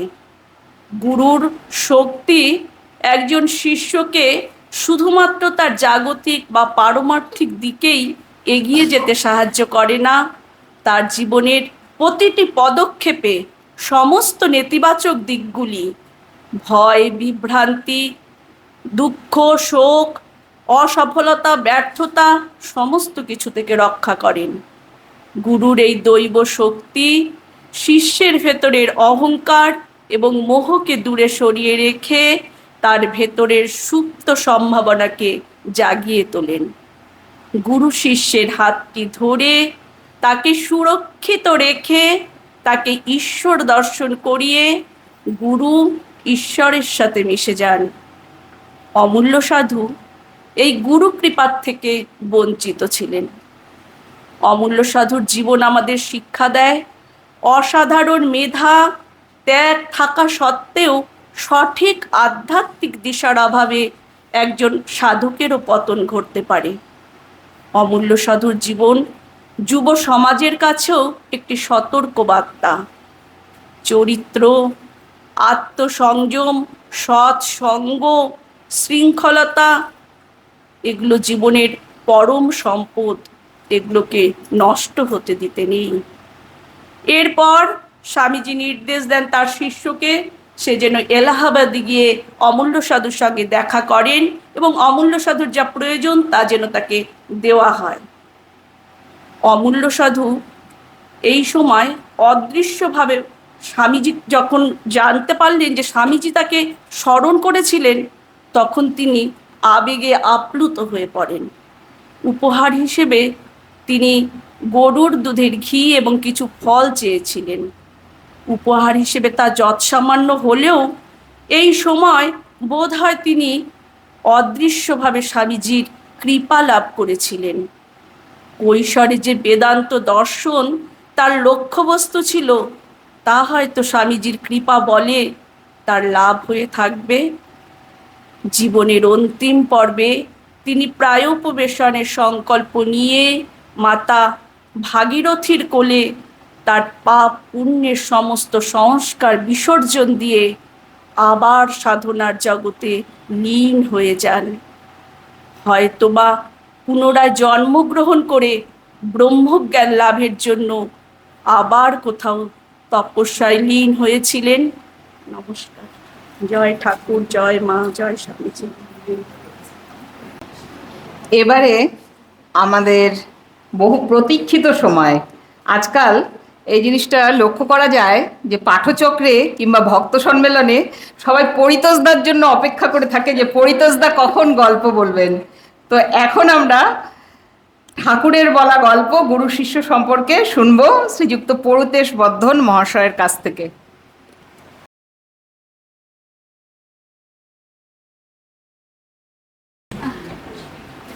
গুরুর ব্রহ্মা গুরুর বিষ্ণু গুরুদেব মহেশ্বর গুরুরেব সাক্ষাৎ ব্রহ্ম তস্মৈ শ্রী গুরুবে নমঃ। গুরুরূপী ঠাকুর শ্রী রামকৃষ্ণকে আমার প্রণাম, মা স্বামীজি ভগ্নী নিবেদিতাকে আমার প্রণাম জানাই। প্রত্যেক সন্ন্যাসীর মধ্যেই গুরুর এক একটি রূপ, তাই আজকের উপস্থিত পূজনীয় মহারাজকেও আমার ভূমিষ্ঠ প্রণাম জানাই। আর সামনে আমার উপস্থিত সকল ভক্তমণ্ডলীকে প্রণাম জানিয়ে আমি আমার বক্তব্য শুরু করছি। আমার বক্তব্যের বিষয় গল্প বলা। গল্প যারা আপনারা সকলেই কথামৃত পড়েন, কম বেশি গল্প আছে, সেটা সকলেই সব জানেন। কিন্তু কি হয়, ল্যাংটা বলতেন, অর্থাৎ তোতাপুরি বলতেন ওই লোটা মাঝে মাঝে মাজতে হয় সবসময়, নাহলে মরিচে লেগে যায় বা রাস পড়ে যাবে। সেই জন্য হয়তো মহারাজ আমাদের এরকম প্রোগ্রাম করান, আমাকেও গল্প দেন যে আমরা একটু মেজে ঘষে নেওয়ার একটা ব্যবস্থা। সেরকম একটা গল্প বলছি। লোকালয়ের থেকে একটু দূরে কোনো এক জঙ্গলের ধারে একজন সাধু কুটিয়া করে তপস্যা করতেন। সাধু খুব জপ ধ্যান তপস্যা করতেন এবং দিনান্তে স্নান টান করে একবার তিনি ভিক্ষাবৃত্তিতে বেরোতেন। অনেক দিন এইভাবে চলতে চলতে হঠাৎ একদিন ভিক্ষার থেকে এসে দেখছে তার কৌপিনটা কেটে ফেলছে ইঁদুরে। মহা সমস্যা, কৌপিনের জন্য আবার ভিক্ষায় যেতে হলো। যাই হোক, পরের দিন স্নান করে কৌপিনটা শুকাতে দিয়ে আবার যখন গেছেন দেখছেন ওই দিনও কৌপিন কেটে গেছে। এরকম কন্টিনিউ হচ্ছে, কিন্তু কি করা যায়? এখন ডেলি তো আর কৌপিন লোকের কাছে চাওয়া যায় না, কেমন দেখায়। তখন ওই গ্রামের মানুষও খুব শ্রদ্ধা করতেন। ওই গ্রামে তাপসদার মতো একজন সজ্জন ব্যক্তি ছিলেন, যার অনেকগুলো বিড়াল আছে। সে তখন বলছে, মহারাজ আপনি সাধুবাবা, আপনি ডেলি আর কোথায় এত কৌপিন পাবেন? তার থেকে আমার কাছে শিকারি বিড়ালের বাচ্চা আছে, আপনি একে নিয়ে যান। বলে ভালো কথা, ভালোই বুদ্ধি দিয়েছে, দেখলো ঠিকই আছে। বিড়ালের বাচ্চা নিয়ে গেলেন। ইঁদুরের উপদ্রব কমে গেল, নতুন উপদ্রব আরম্ভ হলো। সেটা কি না, বিড়াল তো দুধ ছাড়া খাবে না, দুধ পাবে কোথায়? আবার সে বিড়ালের জন্য দুধ ভিক্ষা করতে বেরোতে হয়। এখন দুধ ডেলি কোথায় পাওয়া যায়, কেই বা দেয়? এরকম করে অনেক দিন কিছুদিন গেল, কিন্তু বিড়াল তো খাচ্ছে না। শুধু দুধ না হলেও পায়ের কাছে ঘুরঘুর করে, ম্যাও করে। সাধুও দেখছে মহাবিপদ, মায়াও লাগে, কি করা যায়? তখন গ্রামে আরেকজন সজ্জন ব্যক্তি ছিলেন, তিনি বলছে, মহারাজ ডেলি কোথায় আর দুধ পাবেন? তার থেকে আমার বাড়ি অনেকগুলো গরু আছে, আপনি একটা গরুই নিয়ে যান। দেখলো যে ভালোই বুদ্ধি, আমিও খেতে পারবো, ও বিড়ালটারও হবে। গরু আনলে তো হবে না, গরুটা খুব লক্ষ্মী, সের পাশে দুধ দেয়। সাধু দেখলেন আমার আর বিড়ালের জন্য তো পাশের দুধের দরকার নেই। এদিকে আবার কিছু ভক্তও জুটে গেল দুধ কেনার জন্য, কারণ বাইরের তো দুধ কিনতে গেলে আধা জল আধা দুধ, কিন্তু সাধুর কাছে পিওর দুধ পাওয়া যাবে, সেজন্য তারা আবার কিনলেন। এখন সকাল সকাল দুধও তাদের দিতে হবে, কাজও অনেক বেড়ে গেল। গোয়াল করে মানে গরুটাকে রাখতে হবে একটা ভালো জায়গায়, তারপরে তার জন্য একটা ঘরও বানানো দরকার, ঘাস কাটতে হয়, গরুটাকে দেখতে হয়, মহা মুশকিল। আস্তে আস্তে তার জব ধান কমতে থাকলো। তখন দেখলেন যে না, গরুটা ঘরে না রাখলে তো হবে না, ওইখান থেকে বাঘ ভাল্লুক আসে জঙ্গলের থেকে, যদি খেয়ে নেয় বাছুরটাকে, মায়াও লাগে। তখন বনের তো জঙ্গলের মধ্যে বাঁশ এবং শন আছে, কেটে ঘর বানালেই হয়। সেই অবস্থায় লোকজন নিয়ে একটা সুন্দর ঘরও বানানো হয়ে গেল। কিন্তু এত কাজকর্ম বেড়ে যাচ্ছে যে লোকে বলছে আপনি একা পারবেন না। সাধু দেখছে আমার বয়স হয়ে যাচ্ছে, আমিও ঠিক পাচ্ছি না। তখন ভালো একটা কাজের ছেলে পাওয়া গেল, রামচরণ বলে, তাকে নেওয়া হলো। খুব করিতকর্মা ছেলে, 2-3 দিনের মধ্যে একদম উঠান ফুটান পরিষ্কার করে, কুটিয়ার চারদিক পরিষ্কার পরিচ্ছন্ন করে ফেলছে। এবং দেখা গেল কয়েকদিন পরে কুটিয়ার ধারে একটা চাল কুমড়া গাছ আপনা হয়েছে। ছেলেটি তখন কি করলো, জঙ্গল থেকে কিছু বাঁশ টাস কেটে এনে মাচা দিয়ে দিল। অল্প দিনের মধ্যে দেখলো সুন্দর চাল কুমড়া ধরেছে প্রচুর। সাধুও খুব আনন্দ, খুব ভালো। ছেলেটি বলছে এখানে মাটি সোনা ফলবে, তা আপনি একটু ব্যবস্থা করে দেন, আমি এখানে একটু শাকসবজি করি। ভালো কথা। তো দেখলো যে করতে চাচ্ছে, ওরকে উৎসাহটা ঠিক কিরকম লাগবে, বা না করলে করা আরম্ভ করলো। অল্প দিনের মধ্যে অনেকটা জায়গা শাকসবজি হলো, প্রচুর শাকসবজি, সুন্দর হচ্ছে। সাধু কিছু জায়গা এদিক ওদিক ভক্তদের দিতে থাকলেন, বাদ বাকিটা ছেলেটা বিক্রি করলেন। এদিকে দুধেরও একটু পয়সা আসতে থাকলো, শাকসবজিরও পয়সা আসতে থাকলো। কি করা যায়, তাহলে এটা আরেকটু বাড়াতে হয়। ছেলেটি বলে সাধুর থেকে একটা হালের গরু, কোদাল, এগুলো সব কেনা হয়ে গেল। আস্তে আস্তে সংসার বাড়ছে, সমস্যাও বাড়ছে, সাধুর জপ ধ্যান কমছে। কি করা যায়? এইভাবে চলছে, চলতে চলতে দেখা গেল কুটিয়াটা অনেকটা ভেঙে গেছে। বলছে কুটিয়াটা ঠিক করতে হবে। এখন ছেলেটি বলছে, রামচরণ বলছে, মহারাজ এই কুটিয়ায় বাঁশ দিয়ে করা, আজ চাল ফুটো হয়ে যাচ্ছে, কাল খুঁটি চলে যাচ্ছে, পরশুদিন বেড়াচ্ছে, তার থেকে একটু ছোট করে একটা পাকা ঘর দিই। বলে ভালো কথা, পাকা ঘর, সে লোকে কি বলবে? বলে না, কিছু হবে না, ওই যে আমাদের নদীর ধারের যে মাটি আছে ওখান থেকে আমরা নিজেরা যদি ইট দিয়ে বানিয়ে নেই তাহলে তাড়াতাড়ি অল্প পয়সায় বাড়ি হয়ে যাবে। তারপরে আজকালকার চোরের উপদ্রব, আমাদের দুটো তো পয়সা আসতেছে, যদি চোর ডাকাতি নিতে আর কতক্ষণ। সাধু মনে মনে দেখলো না, একটু বাড়িঘর পাকা হলে, বড় হলে লোকজন একটু, ভক্তরাও একটু মানবে গণবে, শুদ্ধ বাসনা এরকম হলো। হয়ে গেল, পাকা বাড়ি হয়ে গেল। এখন এই আস্তে আস্তে দেশের জমিদারের কাছ থেকে বা রাজাদের যিনি ছিলেন তিনি কি করলেন, ওই নিচু জায়গার দিক থেকে কিছু জায়গা ওই জমি বন্দোবস্ত করে নিলেন, যে আমরা একটু চাষবাস করে খাবো। ঠিক আছে, রাজাও দিয়ে দিলেন, চাষবাস হলো।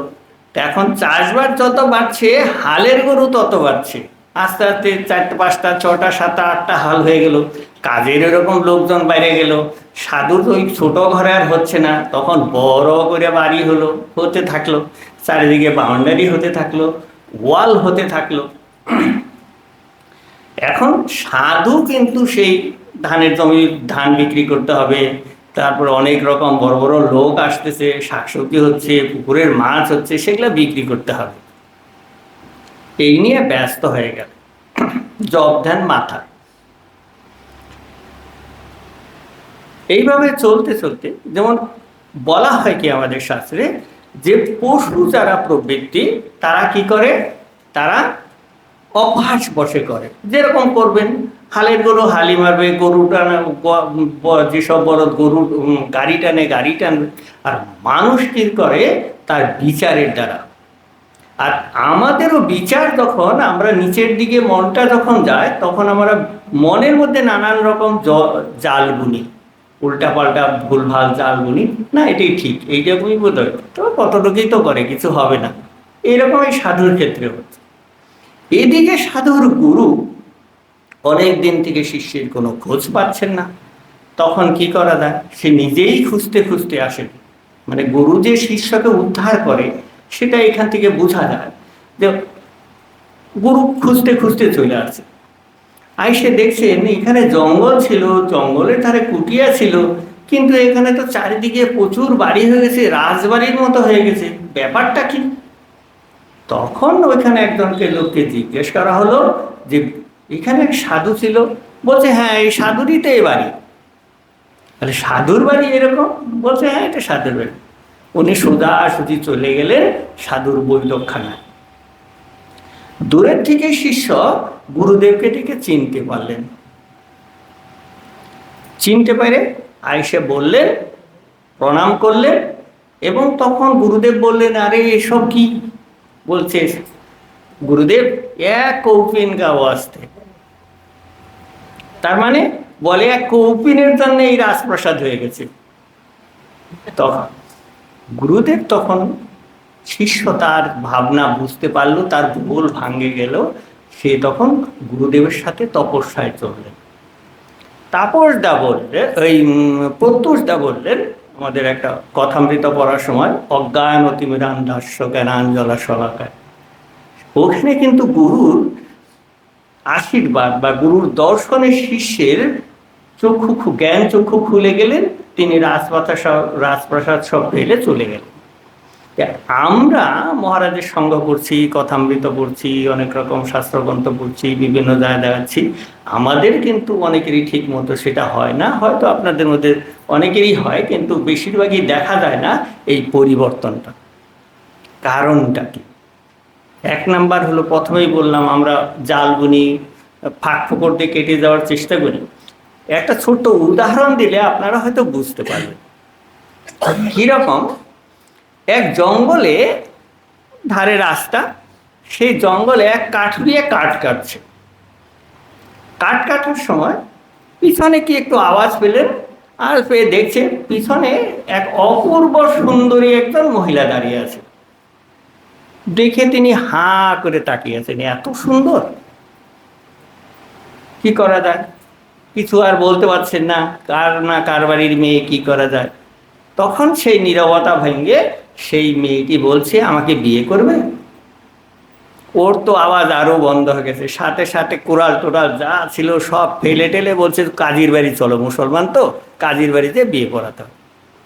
কাজীর বাড়ি গেছে, কাজী সবে খাইয়া দেয়, একটু এরকম টাইমে একটু শুনতে যাচ্ছে, সেই সময় যে ডাকছে কাজী সাহেব বলে দাঁড়াচ্ছে। ব্যাপারটা কি? আরে এই অটামে ডাকছো কেন? বলছে বিয়ে করাতে হবে। বলছে কার বিয়ে? কয় আমার বিয়ে। মেয়ে কই? তখন পিছন দিকে আসে, সে মেয়ের সৌন্দর্য দেখে, সুন্দর, এত সুন্দরী, কাজীও হা করে গেছে। বলে কি, তোর মতো চাষা ভুষা এরকম কাঠুরের কাছে কি এত সুন্দর মেয়ে থাকে? আমি বিয়ে করব। দুইজনে ঝগড়া, কোনোভাবেই থামছে না। তখন বলছে কি, না, ঝগড়া তো একজন তো বিয়ে করব, দুজনকে তো বিয়ে করা যাবে না, তার থেকে চলো দেশের যেটা মানে নবাব আছে তার কাছে বিচার দিই। নবাব ও সাহেব সবে একটু ঘুম আসছে দুপুরবেলা, সেই সময় যে ডাকা আরম্ভ করছে, নবাব সাহেব উঠুন। নবাব বিরক্ত হয়ে উঠে আসলেন, বলে কি ব্যাপার? বলে আমাদের দুজনের মধ্যে ঝগড়া। কিসের ঝগড়া? কয় বিয়ে করা নিয়ে ঝগড়া। তো বিয়ে করা নিয়ে ঝগড়া কর না, তা তো অসুবিধা কি? বলে না, মেয়ে তো একটা, দুজনকে কি করে বিয়ে করবো? কয় কোথায় মেয়ে? পিছনতে তখন মেয়েটা বেরিয়ে আসছে। নবাবও দেখে হা হয়ে গেছে, এত সুন্দরী মেয়ে। বলে তোদের মতো লোকের কাছে কি এই বউ থাকে? আমি বিয়ে করি। তখন বলছে না, তিনজন, একটা মেয়ে তিনজনে কি করে বিয়ে করে? তখন মেয়েটি বলল, আমি একটা ব্যবস্থা করছি, যে আমাকে দৌড়িয়ে ধরতে পারবে সে আমাকে বিয়ে করবে। ভালো, অত সুন্দরী মেয়ে, বিয়ে তো করতেই হবে। মেয়েটি আগে আগে দৌড়াচ্ছে, পিছনে তিনজন দৌড়াচ্ছে। নবাবের দৌড়ানোর অভ্যাস নাই, কিছুদের যায়, নবাব চিতে পড়ে মরে গেল হার্ট ফেল করে। থাকলো দুইজন। কাজী সাহেবেরও খুব তো পরিশ্রমের শরীর না, বিয়ে টিয়ে করে বেড়ায়, একটু ভদ্রতর শরীর, সেও দৌড়াতে দৌড়াতে কিছু দূর পর মারা গেল। বলছে, এখন লোকটা বলছে যে কাঠুরে ছিল, সে বলছে এখন তো আর কেউ নাই, আমি একা, আমাকে বিয়ে করো। বলছে না, কন্ডিশন কি? দৌড়িয়ে ধরতে হবে, তুমি আমাকে ধরো। তখন দৌড়িয়ে আর ধরতে পারছে না, তখন হাত জোর করে বলছে, তুমি কে, পরিচয় দাও।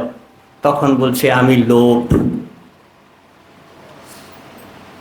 আমরা এই লোভের বশবর্তী হয়ে আমরা কিন্তু যত শাস্ত্র পড়ছি, যত সাধু সঙ্গ করছি, যত জায়গায় যাচ্ছি, সব মানে গন্ডগোল হয়ে যাচ্ছে। কেননা এই জন্য মা বললেন নির্বাসন, ঠাকুর বললেন কামিনী কাঞ্চন ত্যাগ। আর আমরা এই লোভটাকে যদি নির্লোভ হতে পারি, তাহলে কিন্তু আমাদের সকলের আধ্যাত্মিক জীবন উন্নত হবে। সকলে ভালো থাকবেন, সকলকে আমার প্রণাম, নমস্কার। শাস্ত্রমতে গুরুর যেমন বিশেষ গুণাবলী থাকে, তেমনি শিষ্যকেও ক্ষেত্র প্রস্তুত করতে হয়। গুরু হন শ্রোত্রিয় অর্থাৎ শাস্ত্রজ্ঞ, মানে শুধুই পণ্ডিত নন, জ্ঞানী তিনি। আব্রিজিন অর্থাৎ নিষ্পাপ, আর জীবনচর্চা হয় শাস্ত্র অনুযায়ী। তিনি অকামহত অর্থাৎ কামনা শূন্য ও পরিশেষে ব্রহ্মজ্ঞ। একই সঙ্গে শিষ্যের চাই ব্যাকুলতা, শুদ্ধতা ও পবিত্রতা, ও লক্ষ্যে পৌঁছানোর জন্য ঐকান্তিক আগ্রহ। বিনীত ও শ্রদ্ধাভাব না আসলে, গুরু ভক্তি না হলে ঠিক আধ্যাত্মিক হওয়া যায় না। এখন আমরা গুরু শিষ্য এবং হিন্দু শাস্ত্র এই সম্পর্কে আলোচনা শুনবো আমাদের পূজনীয় মহারাজের শ্রীমুখ থেকে।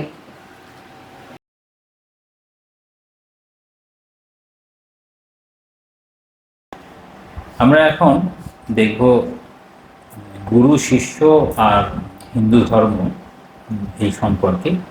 তো একটা ওই গুরু সম্পর্কে গুরু গীতাতে উল্লেখ করছেন।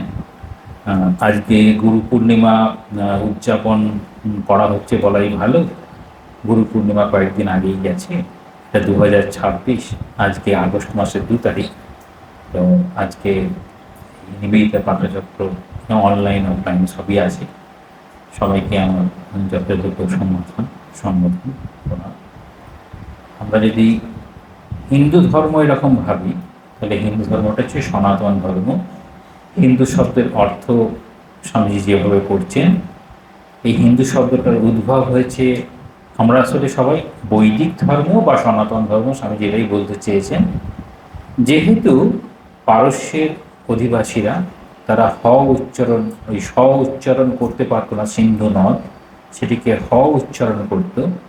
সিন্ধু নদের যারা পূর্ব তীরে অবস্থিত তারা সবাই হচ্ছে এই হিন্দু ধর্ম অবলম্বী, অর্থাৎ পারস্যের মানুষ তারা যে ধর্ম অনুসরণ করে, সেখানে ধর্ম হচ্ছে কর্তব্যবোধ, কর্ম।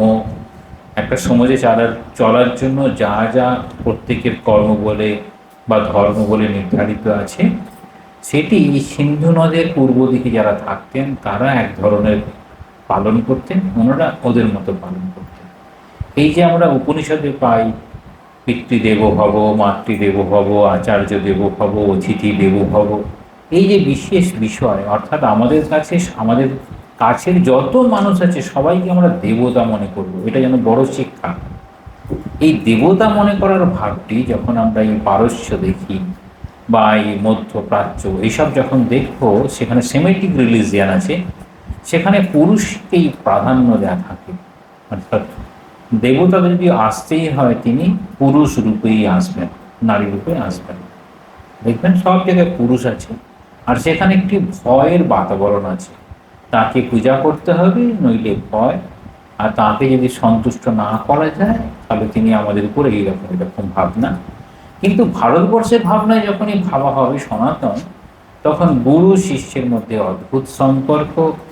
সেখানে প্রথম গুরুর ভাবটিকে বলা হয় তিনি যেন মায়ের মতো, মা যেমনভাবে আমাদেরকে শিক্ষা দিয়ে বড় করতে চান, গুরুও সেই রকম যেন মাতৃরূপে, করুণার প্রতিমূর্তি রূপে তিনি আমাদের পাশে থাকেন। যেমনভাবে বাড়িতে যেমন দেখা যায় বা সংসারে দেখা যায়, বাবা হচ্ছে ত্যায্য পুত্র করতে পারে, মা কোনো পারে না, ঠিক সেই রকম গুরু যেমনই হোক না কেন বা শিষ্য তার কাছে যেমনই হোক না কেন, শিষ্যকে কখনো গুরু ত্যাগ করতে পারেন না। দেখবেন মায়ের কথায় মা নিজেই বলছেন, তাকে একজন জিজ্ঞাসা করছেন, তিনি মায়ের কথা অনুসরণ করে চলতে পারছেন না, তিনি ভাবছেন মাকে মন্ত্র ফিরিয়ে দিই। তখন যখন মাকে মন্ত্র ফিরিয়ে দেওয়ার কথা বলছেন, তখন মা এরকম ভাবলেন, তাতেই বলছেন যে না। মা কি বললেন, যে আমার সন্তান হয়ে তুমি রসাতলে যাবে, বিধি সেরকম সাধ্য নেই। যখন স্বামীজির কথা বলা হলো, তিনি বলছেন যে ওই নরক থেকেও তিনি উদ্ধার করবেন।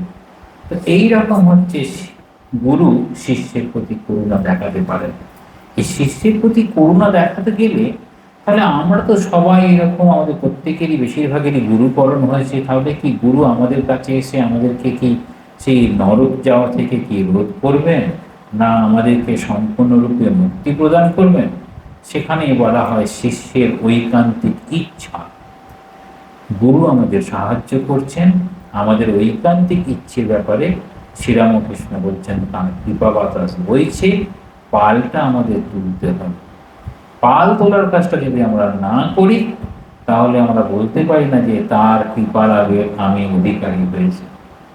পাল তোলাটাই নামই হচ্ছে, ঠাকুর কথা বলতে দেখেন, তিনি কৃপা হলো একের কৃপা বিনা জীব ছাড়ে ফাড়ে গেল। ওই একটি কৃপা যেটি না হয়ে হলো না, সেটির নাম হচ্ছে আত্মকৃপা বা আত্মপ্রচেষ্টা।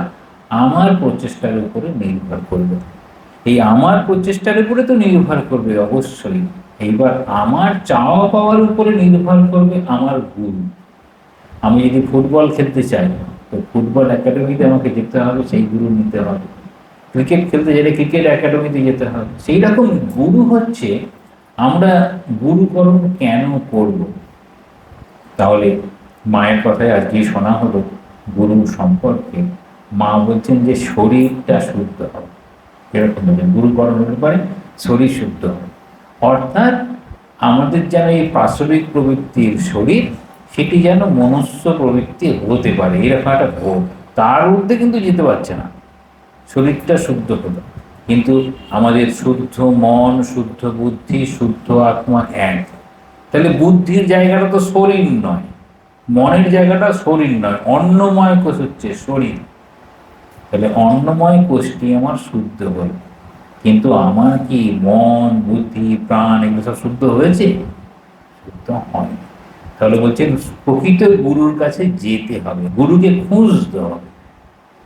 অনেক সময় আমরা এটা হচ্ছে অজ্ঞানের মতো কথা বলে থাকি যে আমার জন্য আমি এখনো গুরু খুঁজে পেলাম না, গুরুই আমাকে খুঁজে নেবে। এই গুরু আমাকে খুঁজে নেবে কিরকম ভাবে? আমি কি সেই সামর্থ্য লাভ করেছি? শ্রীরামকৃষ্ণ সেই সামর্থ্য লাভ করেছিলেন বলে তোতাপুরী তার কাছে এসেছিলেন, ভৈরবী ব্রাহ্মণী তার কাছে এসেছিলেন, রামায়িক সাধু তার কাছে এসেছিলেন। আমরা সেই কর্ম করিনি, সেই সৌভাগ্য আমাদের নেই।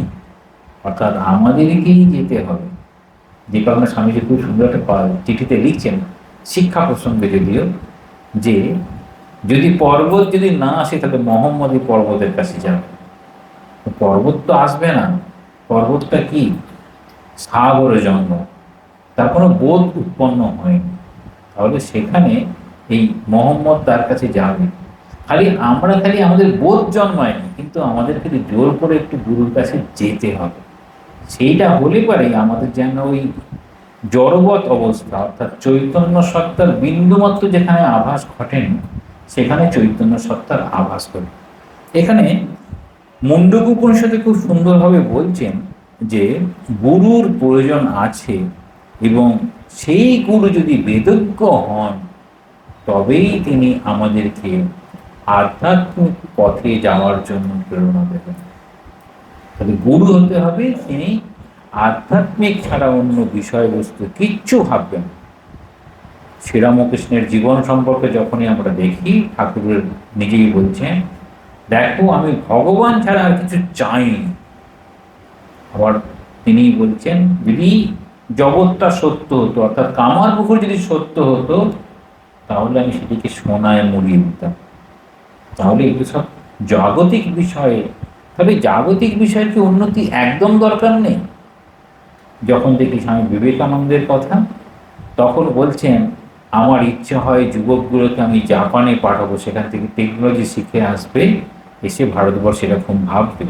তাহলে কি বলছেন? দুটো জিনিস পাশাপাশি, একটা হচ্ছে জাগতিক, একটা হচ্ছে এই ব্যবহারিকের সঙ্গে আধ্যাত্মিক। জাগতিকটাকে আমরা ব্যবহারিক বলি, আধ্যাত্মিক হচ্ছে পারমার্থিকটাকে বলি। তাহলে ভারতীয় পরম্পরায় গুরু শিষ্য এই সম্পর্কটি যদি আমরা প্রাচীন ধারণায় দেখি, তাহলে সেখানে দেখব কেবলমাত্র ব্যবহারিক থেকে পারমার্থিকে যাওয়ার প্রচেষ্টা। আর বর্তমান আঙ্গিকে যদি দেখি, অর্থাৎ ঠাকুরমা স্বামীজির আঙ্গিকে যদি দেখি, তখন দেখব ব্যবহারিক এবং আধ্যাত্মিক দুটোরই উন্নতি। ব্যবহারিক উন্নতি পাশ্চাত্যের ভাবনা, ভারতীয় ভাবনা হচ্ছে আধ্যাত্মিক উন্নতি।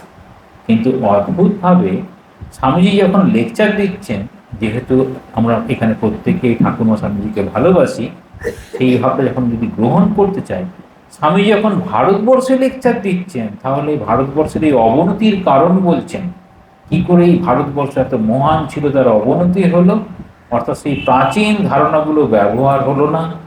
ধর্ম বর্ণের কুক্ষিগত ভাবনায় যেন সেখানে একটা বিভেদ সৃষ্টি হয়ে গেল, মানুষে মানুষে বিভেদ। সমস্ত যে জাগতিক উন্নতি, সেটিকে বলা হচ্ছে, আমাদের খুব সুন্দরভাবে বলা হয়, ব্যবহারিক বর্তমানের ভাষায় বলা হয়, এই অর্থগুলো, অর্থ তো হাতের ময়লা। দেখুন, টাকা হাতের ময়লা, আবার সেই টাকা অর্থ উপার্জনের জন্য সকালে ঘুম থেকে উঠে পড়বে। তাহলে যেটি পাওয়ার চেষ্টা করছে সেটিকে অবমাননা করছেন। যেমনভাবে এই বিদ্যা বুদ্ধি সমস্ত জায়গা দেখবেন, যার কাছ থেকে আমি সম্মান পাই তাকে তো আমাকে ঠিক ঠিক ব্যবহার করতে হবে। দেখুন, এখনো পর্যন্ত পুরোপুরি হারিয়ে যায়নি। হয়তো বাবা মায়ের কাছে সম্মান পেতে চান, কিন্তু মাকে বলে ফেললেন বোকা। আবার মাও বাবার কাছে সম্মান পেতে চান, কোনো কিছু হলে পারি বলেন তুমি কিছুই জানো না। তাহলে দুজন দুজনকে সম্মান দিচ্ছেন না, সম্মানের হানি ঘটাচ্ছেন।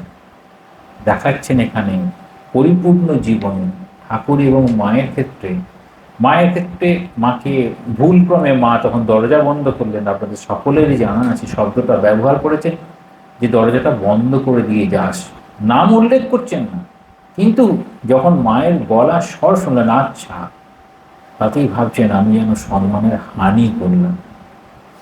ফলে সম্মান একটা বড় বিষয়। তাহলে গুরু এবং শিষ্য, তাহলে তাদের মধ্যে কি সম্পর্ক থাকবে? উভয়কে ভীষণভাবে সম্মান, আত্মমর্যাদা, যাকে কিভাবে লাভ করা যায়। তাহলে ভগবান লাভ করলে আমরা কীরকম হবে? বলা হয় ভগবান যদি লাভ করা হয় তখন সে জাগতিক বিষয়ে উদাসীন হয়ে যাবে। জাগতিক বিষয়ে উদাসীন হয়ে গেলে কি অবজ্ঞা করা উচিত? অদ্ভুত। আমরা বলবো জাগতিক বিষয়ে উদাসীন হয়ে যাওয়াটা যেন অবজ্ঞার মতো। আচ্ছা, ঠাকুরের ক্ষেত্রে দেখুন, ঠাকুর টাকা মাটি টাকা বলতে বলতে টাকার মাটিটা ফেলে দিলেন, তারপরেই ভাবছেন আমি কি লক্ষ্মীকে অমর্যাদা করলাম। অদ্ভুত দেখাচ্ছেন, যেটি না হলে তো হয় না, পাশেই দেখাচ্ছেন। তাহলে একটা চূড়ান্ত আধ্যাত্মিকতা, এবং আধ্যাত্মিকতার পাশাপাশি যদি ব্যবহারিক জীবন আসে তাহলে দেখাচ্ছেন শ্রীমা সারদা দেবীর জীবন। দেখো সারদা মায়ের জীবন দিয়ে বলছেন অর্থটাকে কপালে ঢুকিয়ে তারপর সেই বাক্সে রাখে, কিন্তু তার সঙ্গে কোনো এরকম বন্ধন যেন হয়নি। বলছেন যেন বানরের মতো চুলটা বড় হয়ে গেছে, সে কিন্তু বাঁধতে জানে না। ফলে আধ্যাত্মিক জ্ঞান হলে তার ব্যবহারিক জীবন কীরকম হবে সেটি পাশাপাশি বলছেন। মুন্ডুক উপনিষদের ওই মন্ত্রটা পড়া যায়, পরীক্ষ লোকান কর্মচিতান ব্রাহ্মণ নির্বেদময়ান নাস্ত কৃত্য কিতেনা তদ বিজ্ঞানার্থং সাগরম এবাভিগচ্ছে সমিত্মানি শ্রোত্রিয়ম ব্রহ্মনিষ্ঠং। এখানে প্রথমেই বলে দিচ্ছেন যে ব্রহ্মনিষ্ঠ গুরুর কাছে যাবে অনুসন্ধান করতে করতে, এবং তার কাছে যখন যাবে তাহলে বিদ্যা শিক্ষা লাভ করার জন্য তিনি আমার থেকে উচ্চে অবস্থান করবেন, অর্থাৎ তাকে আমি শ্রদ্ধা জ্ঞাপন করব। এই শ্রদ্ধা দেখানোর জন্য, যেমন আমাদের ভারতীয় সংস্কৃতিতে শ্রদ্ধা দেখানোর জন্য মাথা নিচু করে পায়ে হাত দিয়ে প্রণাম করা, কোনো কোনো সংস্কৃতিতে পায়ে হাত দেওয়ার প্রয়োজন বোধ করেন না, এরকম সংস্কৃতিও আছে। আমরা যদি নেপালে যাই তাহলে দেখবো সেটাও হিন্দু, কিন্তু সেখানে পায়ে হাত দেয় না, তারা মাথাটাকে নোয়ায়। এইরকম যদি পাঞ্জাবে যান সেখানেও একরকম রীতি, অর্থাৎ তাদের রীতি অনুযায়ী তিনি সেটি শ্রদ্ধা জ্ঞাপন করবেন। এই জ্ঞাপন করার সাথে শ্রদ্ধার জন্যই তিনি কিছু নিয়ে যাবেন। কেন? সেটি সম্মান দেওয়ার জন্য। আচ্ছা, এই সম্মান দেওয়ার জন্য এই যে গুরুর কাছে যাবেন, তাহলে গেছেন কিসের জন্য? কি জন্য গিয়েছে শিষ্য? তাহলে শিষ্য সবসময় সেটি যেন মনে রাখে যে আমি কেন গুরুর কাছে এসেছি। ঠাকুর কি বলছেন? তুমি কে, আমি কে, তোমার আমার মধ্যে সম্পর্ক কি? তাহলে তুমি কে যে এসেছে দেখা যাবে তুমি কে আর আমি কে, তোমার এবং আমার মধ্যে সম্পর্ক, এটি সবসময় মনে রাখতে বলছেন। তাহলে তিনি গুরু আর আমরা শিষ্য। তাহলে প্রথম কি করে মনে রাখবো? প্রথম আমরা প্রত্যেকেই মনে করব আমরা যাকে গুরুরূপে পেয়েছেন, তিনি যতই বলুন আমি গুরুর প্রতিনিধি, কিন্তু তার মুখ থেকেই এসেছে। ঠাকুর সুন্দরভাবে বলছেন কীরকম, সেই ছাদের জলটা নিচে যখন পড়ছে, কোনোটার সিংহের মুখ দিয়ে, কোনটা হাতির মুখ দিয়ে, সেই সচ্চিদানন্দ গুরু তিনি কিন্তু এই বিভিন্ন মুখ দিয়ে আসছে। তাহলে আমাদের কাছে সেই শ্রীরামকৃষ্ণ সচ্চিদানন্দ স্বরূপ যেন ছাদের জল, আর যিনি যে রূপে গুরু রূপে পেয়েছেন সেই গুরু। তাহলে প্রথমে গুরুকে শ্রদ্ধা জ্ঞাপন করে গুরু যেন ঠাকুরের কাছ থেকেই সেই শক্তি বহন করে নিয়ে আসছেন, সেটা হচ্ছে পরম্পরা। ঠাকুরের ত্যাগী সন্তান, তারপর তার সন্তান, তারপর যেরকমভাবে আসেন, এটি হচ্ছে পরম্পরা। এই পরম্পরাগুলোকে কীরকম বলা হয় যেন একটা প্রদীপ থেকে আর একটা প্রদীপের এই পরম্পরার ধারণা হচ্ছে ভারতবর্ষের ধারণা। ভারতবর্ষের সেটি জাগ প্রদীপের মতো একটা যজ্ঞ থাকতো, সেই যজ্ঞ সবসময়তেই জ্বলত যখন থেকে সেই বাড়িটা থাকছে। সেই বাড়িটাতে যে যজ্ঞের কাঠ, সেই যজ্ঞে সাহায্য করবে তার পরবর্তী প্রজন্ম।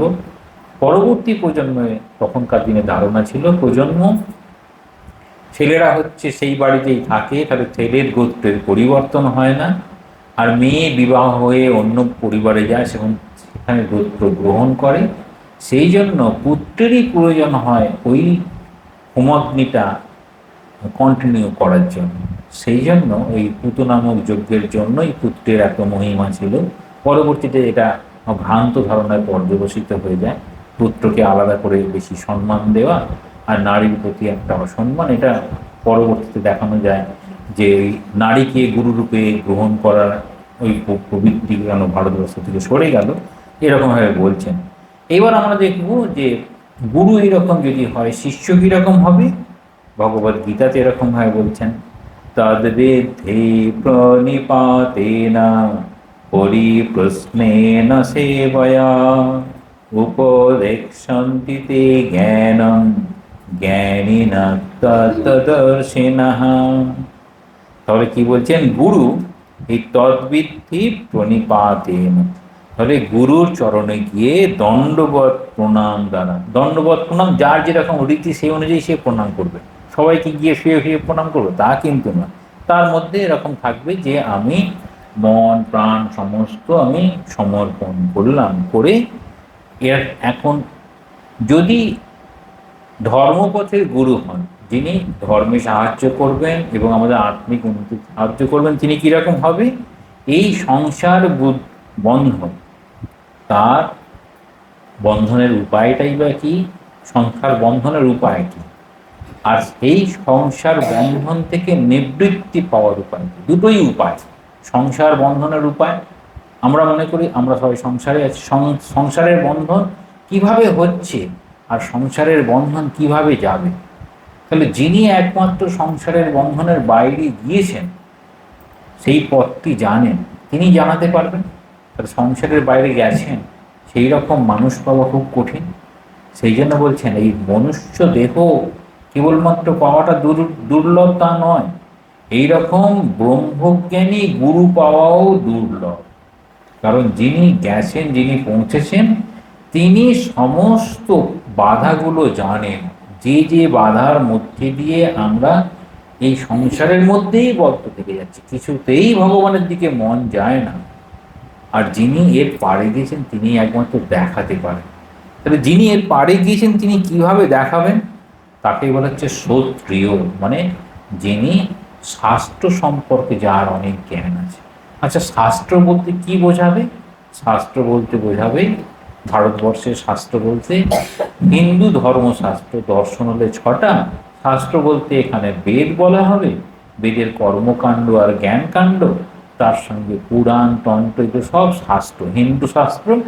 হিন্দু ধর্ম বলতে যে যে শাস্ত্রের মাধ্যমে হিন্দু ধর্ম নিজেকে প্রকাশ করতে পারে তাই হচ্ছে হিন্দু ধর্মশাস্ত্র।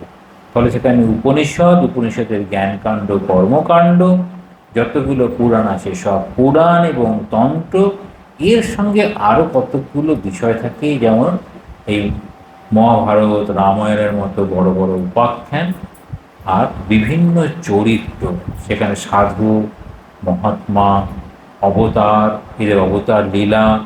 তাহলে আমরা কি করে মনটাকে ধরে রাখবো? আমরা নির্গুণ নিরাকার ব্রহ্ম মুখে বলতে পারি, বোঝা খুব মুশকিল। নির্গুণ নিরাকার যখন হয় তখন সেখানে তিনি নির্গুণ নিরাকার সব জায়গাতে রয়েছেন, তিনি তাকে বিশেষ একটি ধারাতে তবে ধারণ করতে পারি। যেমন হবে এই আমরা ফ্যানের নিচে বসে আছি, হাওয়াটাকে বুঝতে পারছি, এখানে হাওয়া দিচ্ছে, এগুলো সবাই ফ্যানের কাছে চলে এসেছি। এবার এই ফ্যানেতেই যারা ঠান্ডা লাগবে তিনি ঘরের মধ্যে ঢুকে যাবেন, বুঝলেন না, ফ্যান থেকে দূরে থাকবে। সেই জন্য অনেক সময় এইরকম ব্রহ্মজ্ঞানী গুরুর কাছে যেতে অনেক মানুষ ভয় পায়। কারা ভয় পাবে? যাদের সংসারটাই বড় প্রিয়, তারা কিছুতেই যাবে না। সংসার যাদের অপ্রিয় লাগবে তারা কিন্তু এই ব্রহ্মজ্ঞানের গুরুর কাছে যাবে, গিয়ে মনে হবে অনেক সংসার হয়েছে, এইবার আমরা একটু যাই। কিন্তু এই রকমের যে সমাজে প্রচলিত ধারণা যে একদম বয়স যখন খুব বেশি হবে তখনই ধর্মকর্ম করবো, তার আগে ধর্মকর্ম করবো না। হ্যাঁ, আমি একটা মজা করে কথা বলি, অনেকে খারাপ ভাববে না, খুব মজা করে কথা বলি। এটি আমি একটা জায়গায় তখন আছি, তখন সবাই দেখছে রাস্তার ধারেই, আমরা দোতলার উপরে রয়েছি, একটা মৃতদেহ যাচ্ছে, সবাই বলো হরি হরি বল বলছে, আর আমিও দেখছি, সকলেই দেখছে, সবাই তো বলছে, আর ওই মৃতদেহটাও বলছে ঘাড় নেড়ে নেড়ে, আগেও বলিনি এখনও বলবো না। বুঝতে পারছেন, আগেও বলিনি এখনও বলবো না, ঘাড়টা নাড়ছে। আর সবাই হাসছে তখন, যদি বলো হরি হরি বল সবাই বলছে, কিন্তু যার মৃত্যু হয়েছে তিনি বলছেন আগেও বলিনি এখনও বলবো না। বুঝতে পেরেছেন, মানে হচ্ছে তখনও হয়নি এখনও হবে না। এটা হচ্ছে যখন ছাত্র অবস্থায় নরেন্দ্রনাথ পৌঁছেছেন শ্রীরামকৃষ্ণের কাছে, শ্রীরামকৃষ্ণ বলছেন এত দেরি করে আসতে হয়, খুব খেয়াল করবেন। আর সেখানে সমাজের প্রচলিত ধারণা বয়সকালে ধর্ম করব। তাহলে বয়সকালে ধর্ম করব যে প্রচলিত ধারণা ছিল, সেই প্রচলিত ধারণা ঠাকুর কাটতে চেয়েছে।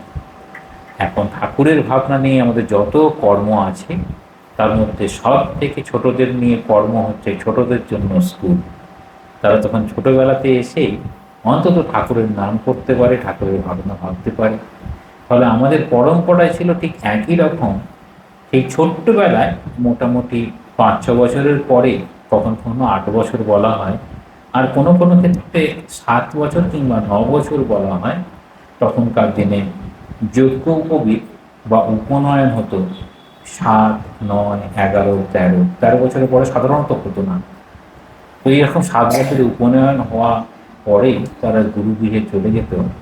তখন যেন বাবা মার কাছে যা শিক্ষা গ্রহণ করলো, তারপরে এবার গুরুর কাছে শিক্ষা গ্রহণ করতে হবে। সেই ধারণার যদি কিছুটা ভাবনা ভাবতে পারি, তাহলে আমরা প্রত্যেকেই নিজের নিজের এই বেশি বয়সে যা জানা হলো, তা যদি কাছের যারা যাদের কাছে আমরা যেতে পারি বা যারা আমাদের কাছে সাবলীলভাবে আসতে পারে, তাদের কাছে যদি আমরা সেটি তুলে ধরি, তাহলে গুরুর প্রতি একটি বিশেষ কর্তব্য বলে মনে হবে। দেখবেন আমাদের ভক্তমালিকাতে 2জন ত্যাগীর জীবন আছে। এক জায়গায় গুরু নিন্দা হতে তিনি, সেটা নৌকার ঘটনা, তখন তিনি নৌকাটা ডুবাতে চেয়েছিলেন। আরেকটি নৌকার একই রকম ঘটনা, তিনি চুপচাপ চলে এসেছিলেন। তখন ঠাকুর বলছেন, এক জায়গায় একজনকে বলছেন যে গুরু নিন্দা শুনে তুমি চলে এলে, আরেকজন বলছেন গুরু নিন্দা করেছে বলে তুমি নৌকাটাকে ডুবাতে চাইলে। নৌকাটা যদি ডুবাতে চাইলে তখন বলছেন না, যদি নৌকাটা ডুবে যেত অনেক সাধারণ মানুষ, নিরাপদার মানুষের, আর যিনি চুপচাপ শুয়ে গেলেন, গুরুর অপবাদ হয়ে যাচ্ছে, তুমি সেটা দেখে কিছু বললে না। এই যে ধারণার পার্থক্য বলছেন, তাহলে আমি আমার জায়গায় যেটি ঠিক বলে মনে হবে সেটি করব, কিন্তু গুরুর সব থেকে গুরুর প্রতি শ্রদ্ধা জানাতে গেলে কি করতে হবে? তখন বলছেন গুরু পূজা। গুরু পূজার মাধ্যমে সব থেকে বড় গুরু পূজা কি? গুরু আমাদেরকে যা করতে বলেছে সেটি পালন করে, সেটি হচ্ছে তাকে সব থেকে বড় শ্রদ্ধা। দেখবেন অনেক সময় আমরা অজুহাতে জপ ধ্যান করা বন্ধ করে ফেলি, অজুহাতে মালা নিয়েছি, আর সেই মালাটা হয়তো, মালার উপবাস জানেন, মালার উপবাস একটা শব্দ আছে, মালায় যদি জপ না করা হয় অথচ মালাটা নেওয়া হয়েছে, তাকে বলা হয় মালায় উপবাস। তাহলে মালায় যেন উপবাস না হয়ে যায়, গুরু যেমন বলেছেন সেরকমভাবে যেন পালন করতে পারি। গুরু শিষ্যের সম্পর্কের মধ্যে সব থেকে মহৎ সম্পর্ক হচ্ছে, গুরু খুব খুশি হন যদি তার সন্তান ব্রহ্মজ্ঞান লাভ করে। গুরু ব্রহ্মজ্ঞানের উপদেশ দিয়ে যাচ্ছেন, আর লাভ করার পরে গুরুর সম্পর্কে সেটি বলছেন। এটি বিবেকরমণের শেষ দিকে আছে। আর শ্রীরামকৃষ্ণের জীবনে যখনই কেউ এসেছে, তিনি মনে করতেন ওদের সব হয়ে গেছে। সেই জন্য তিনি মাঝে মাঝে বলতেন, ওর এই নিরঞ্জন তোর ভগবান লাভ কবে হবে? আর বেশিরভাগ ক্ষেত্রে এত দিন সাধনা তপস্যা করার পরে যেন ভগবান লাভ হচ্ছে না। কিন্তু ভগবান লাভ হচ্ছে না বলে গুরুর এত আকুতি, ওরে নিরঞ্জন তোর কবে ভগবান লাভ হবে? তাহলে সেখানে কি কোনো জাগতিক আলোচনা হতো? তখন দেখা যাবে সত্যিকারের আধ্যাত্মিকতায় কোনো জাগতিক আলোচনা নেই, বা যা জাগতিক আলোচনা আছে তা যেন তার গুরুর স্বার্থে বা ঈশ্বরের স্বার্থে বা ইষ্টের স্বার্থে, যেটিকে বলা হয় সমাধান। সেখানে এই মঠ, মিশন, দেবদেবীর পূজা, ভক্তির আগমন সবগুলো যেন আমাদের যে কর্মগুলো ভগবান থেকে দূরে নিয়ে চলে যায়, সেই কর্মে ফিরে আসার জন্য যেন এইরকম করে একটা অনুষ্ঠানের আয়োজন। যেমন আজকের অনুষ্ঠানে সকলে এতক্ষণ বসে আছি, তাহলে এতক্ষণ অন্তত গুরুর স্মরণ মনন, ঠাকুরের স্মরণ মনন, মায়ের স্মরণ মনন, তাহলে তিনিই যেন ব্যবস্থা করে দিয়েছেন যাতে সেই মনটাকেই আমরা একটু এই দিকে নিয়ে আসতে পারি। সেই জন্য এগুলোর প্রয়োজন আছে, কিন্তু এগুলো চরম অবস্থা নয়। কেন নয়? স্বামীজি বলছেন ধর্ম দলে নয়, হুজুগে নয়। আবার সেই স্বামীজি ঠাকুরের জন্মদিন উপলক্ষে সকলে যাতে আসে সেই চেষ্টা করছেন, সকল গৃহী ভক্তরা যেন আসে সেই চেষ্টা করছেন। কেন না, সকলকে নিয়ে ঠাকুর থাকতে ভালোবাসতেন, কিন্তু নিজের উপলব্ধির জন্য একাকী নির্জনে আমাদের সাধনা করতে হবে, সেটি শেষ কথা। তাহলে সাধন করনা চাহিয়ে যে গানটা আমরা শুনলাম, সেই সাধন করার মাধ্যমে মীরাবাই তিনি লাভ করেছিলেন। জগতের যত সুখ সুবিধা সব তার বাইরে চলে গিয়েছিলেন। ওম শান্তি শান্তি শান্তি। হরি ওম তৎসৎ। শ্রীরামকৃষ্ণার্পণমস্তু। এখন নিবেদিতা পাঠচক্রের সমবেত নিবেদন ভজন শ্রীমন নারায়ণ নারায়ণ হরি হরি, এবং তারপরে সমবেত রামকৃষ্ণ শরণম ও জয় দিয়ে আজকের অনুধ্যান শেষ হবে।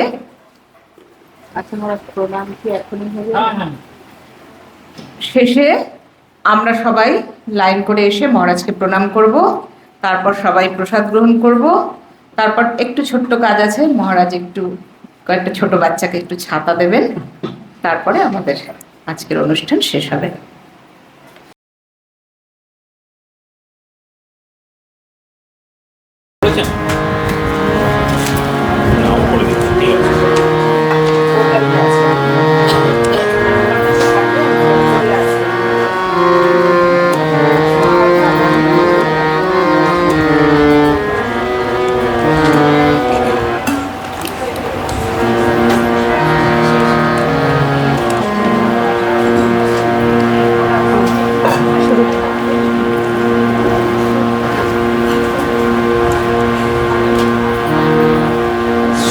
श्रीमन्नारायण नारायण हरि हरि। श्रीमन्नारायण नारायण हरि हरि। तेरी लीला सबसे न्यारी न्यारी हरि हरि। तेरी लीला सबसे न्यारी न्यारी हरि हरि। श्रीमन्नारायण नारायण हरि हरि। श्रीमन्नारायण नारायण हरि हरि। भजमन्नारायण नारायण हरि हरि। भजमन्नारायण नारायण हरि हरि। जय जय नारायण नारायण हरि हरि। जय जय नारायण नारायण हरि हरि। श्रीमन्नारायण नारायण हरि हरि। श्रीमन्नारायण नारायण हरि हरि। हरि ओम नमो नारायण। ओम नमो नारायण। हरि ओम नमो नारायण। हरि ओम नमो नारायण। हरि ओम नमो नारायण। लक्ष्मी नारायण नारायण हरि हरि। लक्ष्मी नारायण नारायण हरि हरि। बोलो नारायण नारायण हरि हरि। बोलो नारायण नारायण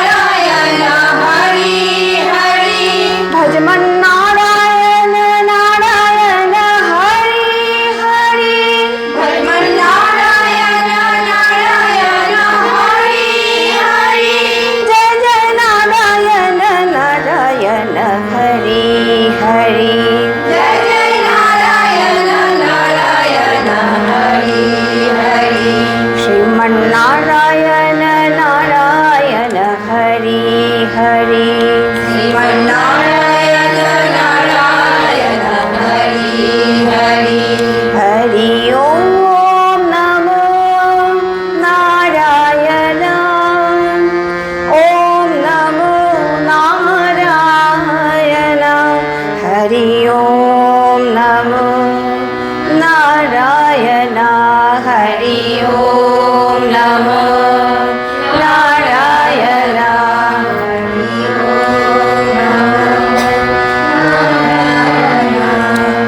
सत्यनारायण नारायण हरि हरि सत्यनारायण नारायण हरि हरि जप नारायण नारायण हरि हरि जप नारायण नारायण हरि हरि भजमन नारायण नारायण हरि हरि भजमन नारायण नारायण हरि हरि जय जय नारायण नारायण हरि हरि जय जय नारायण नारायण हरि हरि श्रीमन्नारायण नारायण हरि हरि श्रीमन्नारायण नारायण हरि हरि तेरी लीला सबसे न्यारी न्यारी हरि हरि तेरी लीला सबसे न्यारी न्यारी हरि हरि श्रीमन्नारायण नारायण हरि हरि श्रीमन्नारायण नारायण हरि हरि हरि ओम नमो नारायण ओम नमो नारायण हरि ओम नमो नारायण हरि ओम नमो नारायण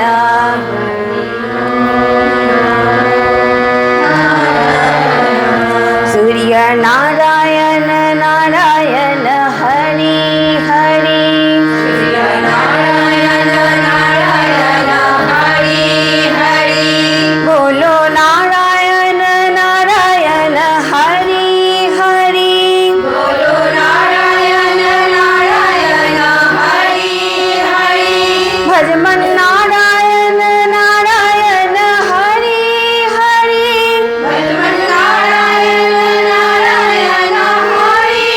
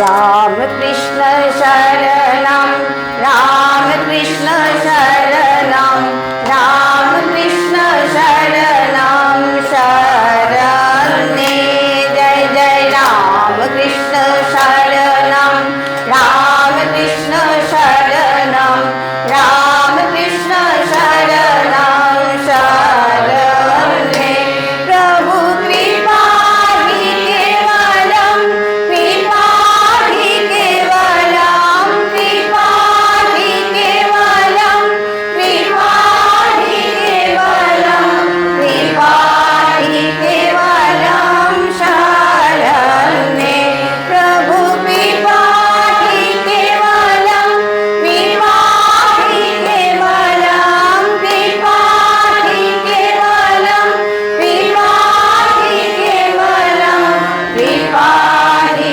केवलं शरण्ये जय जय राम कृष्ण शरणं राम कृष्ण शरणं राम कृष्ण शरणं शरण्ये नमो श्री गुरवे नमो श्री गुरवे नमो श्री गुरवे नमो नमो नमो श्री गुरवे नमो श्री गुरवे नमो श्री गुरवे नमो नमो जय जय राम कृष्ण शरणं राम कृष्ण शरणं राम कृष्ण शरणं शरण्ये शरणागतहं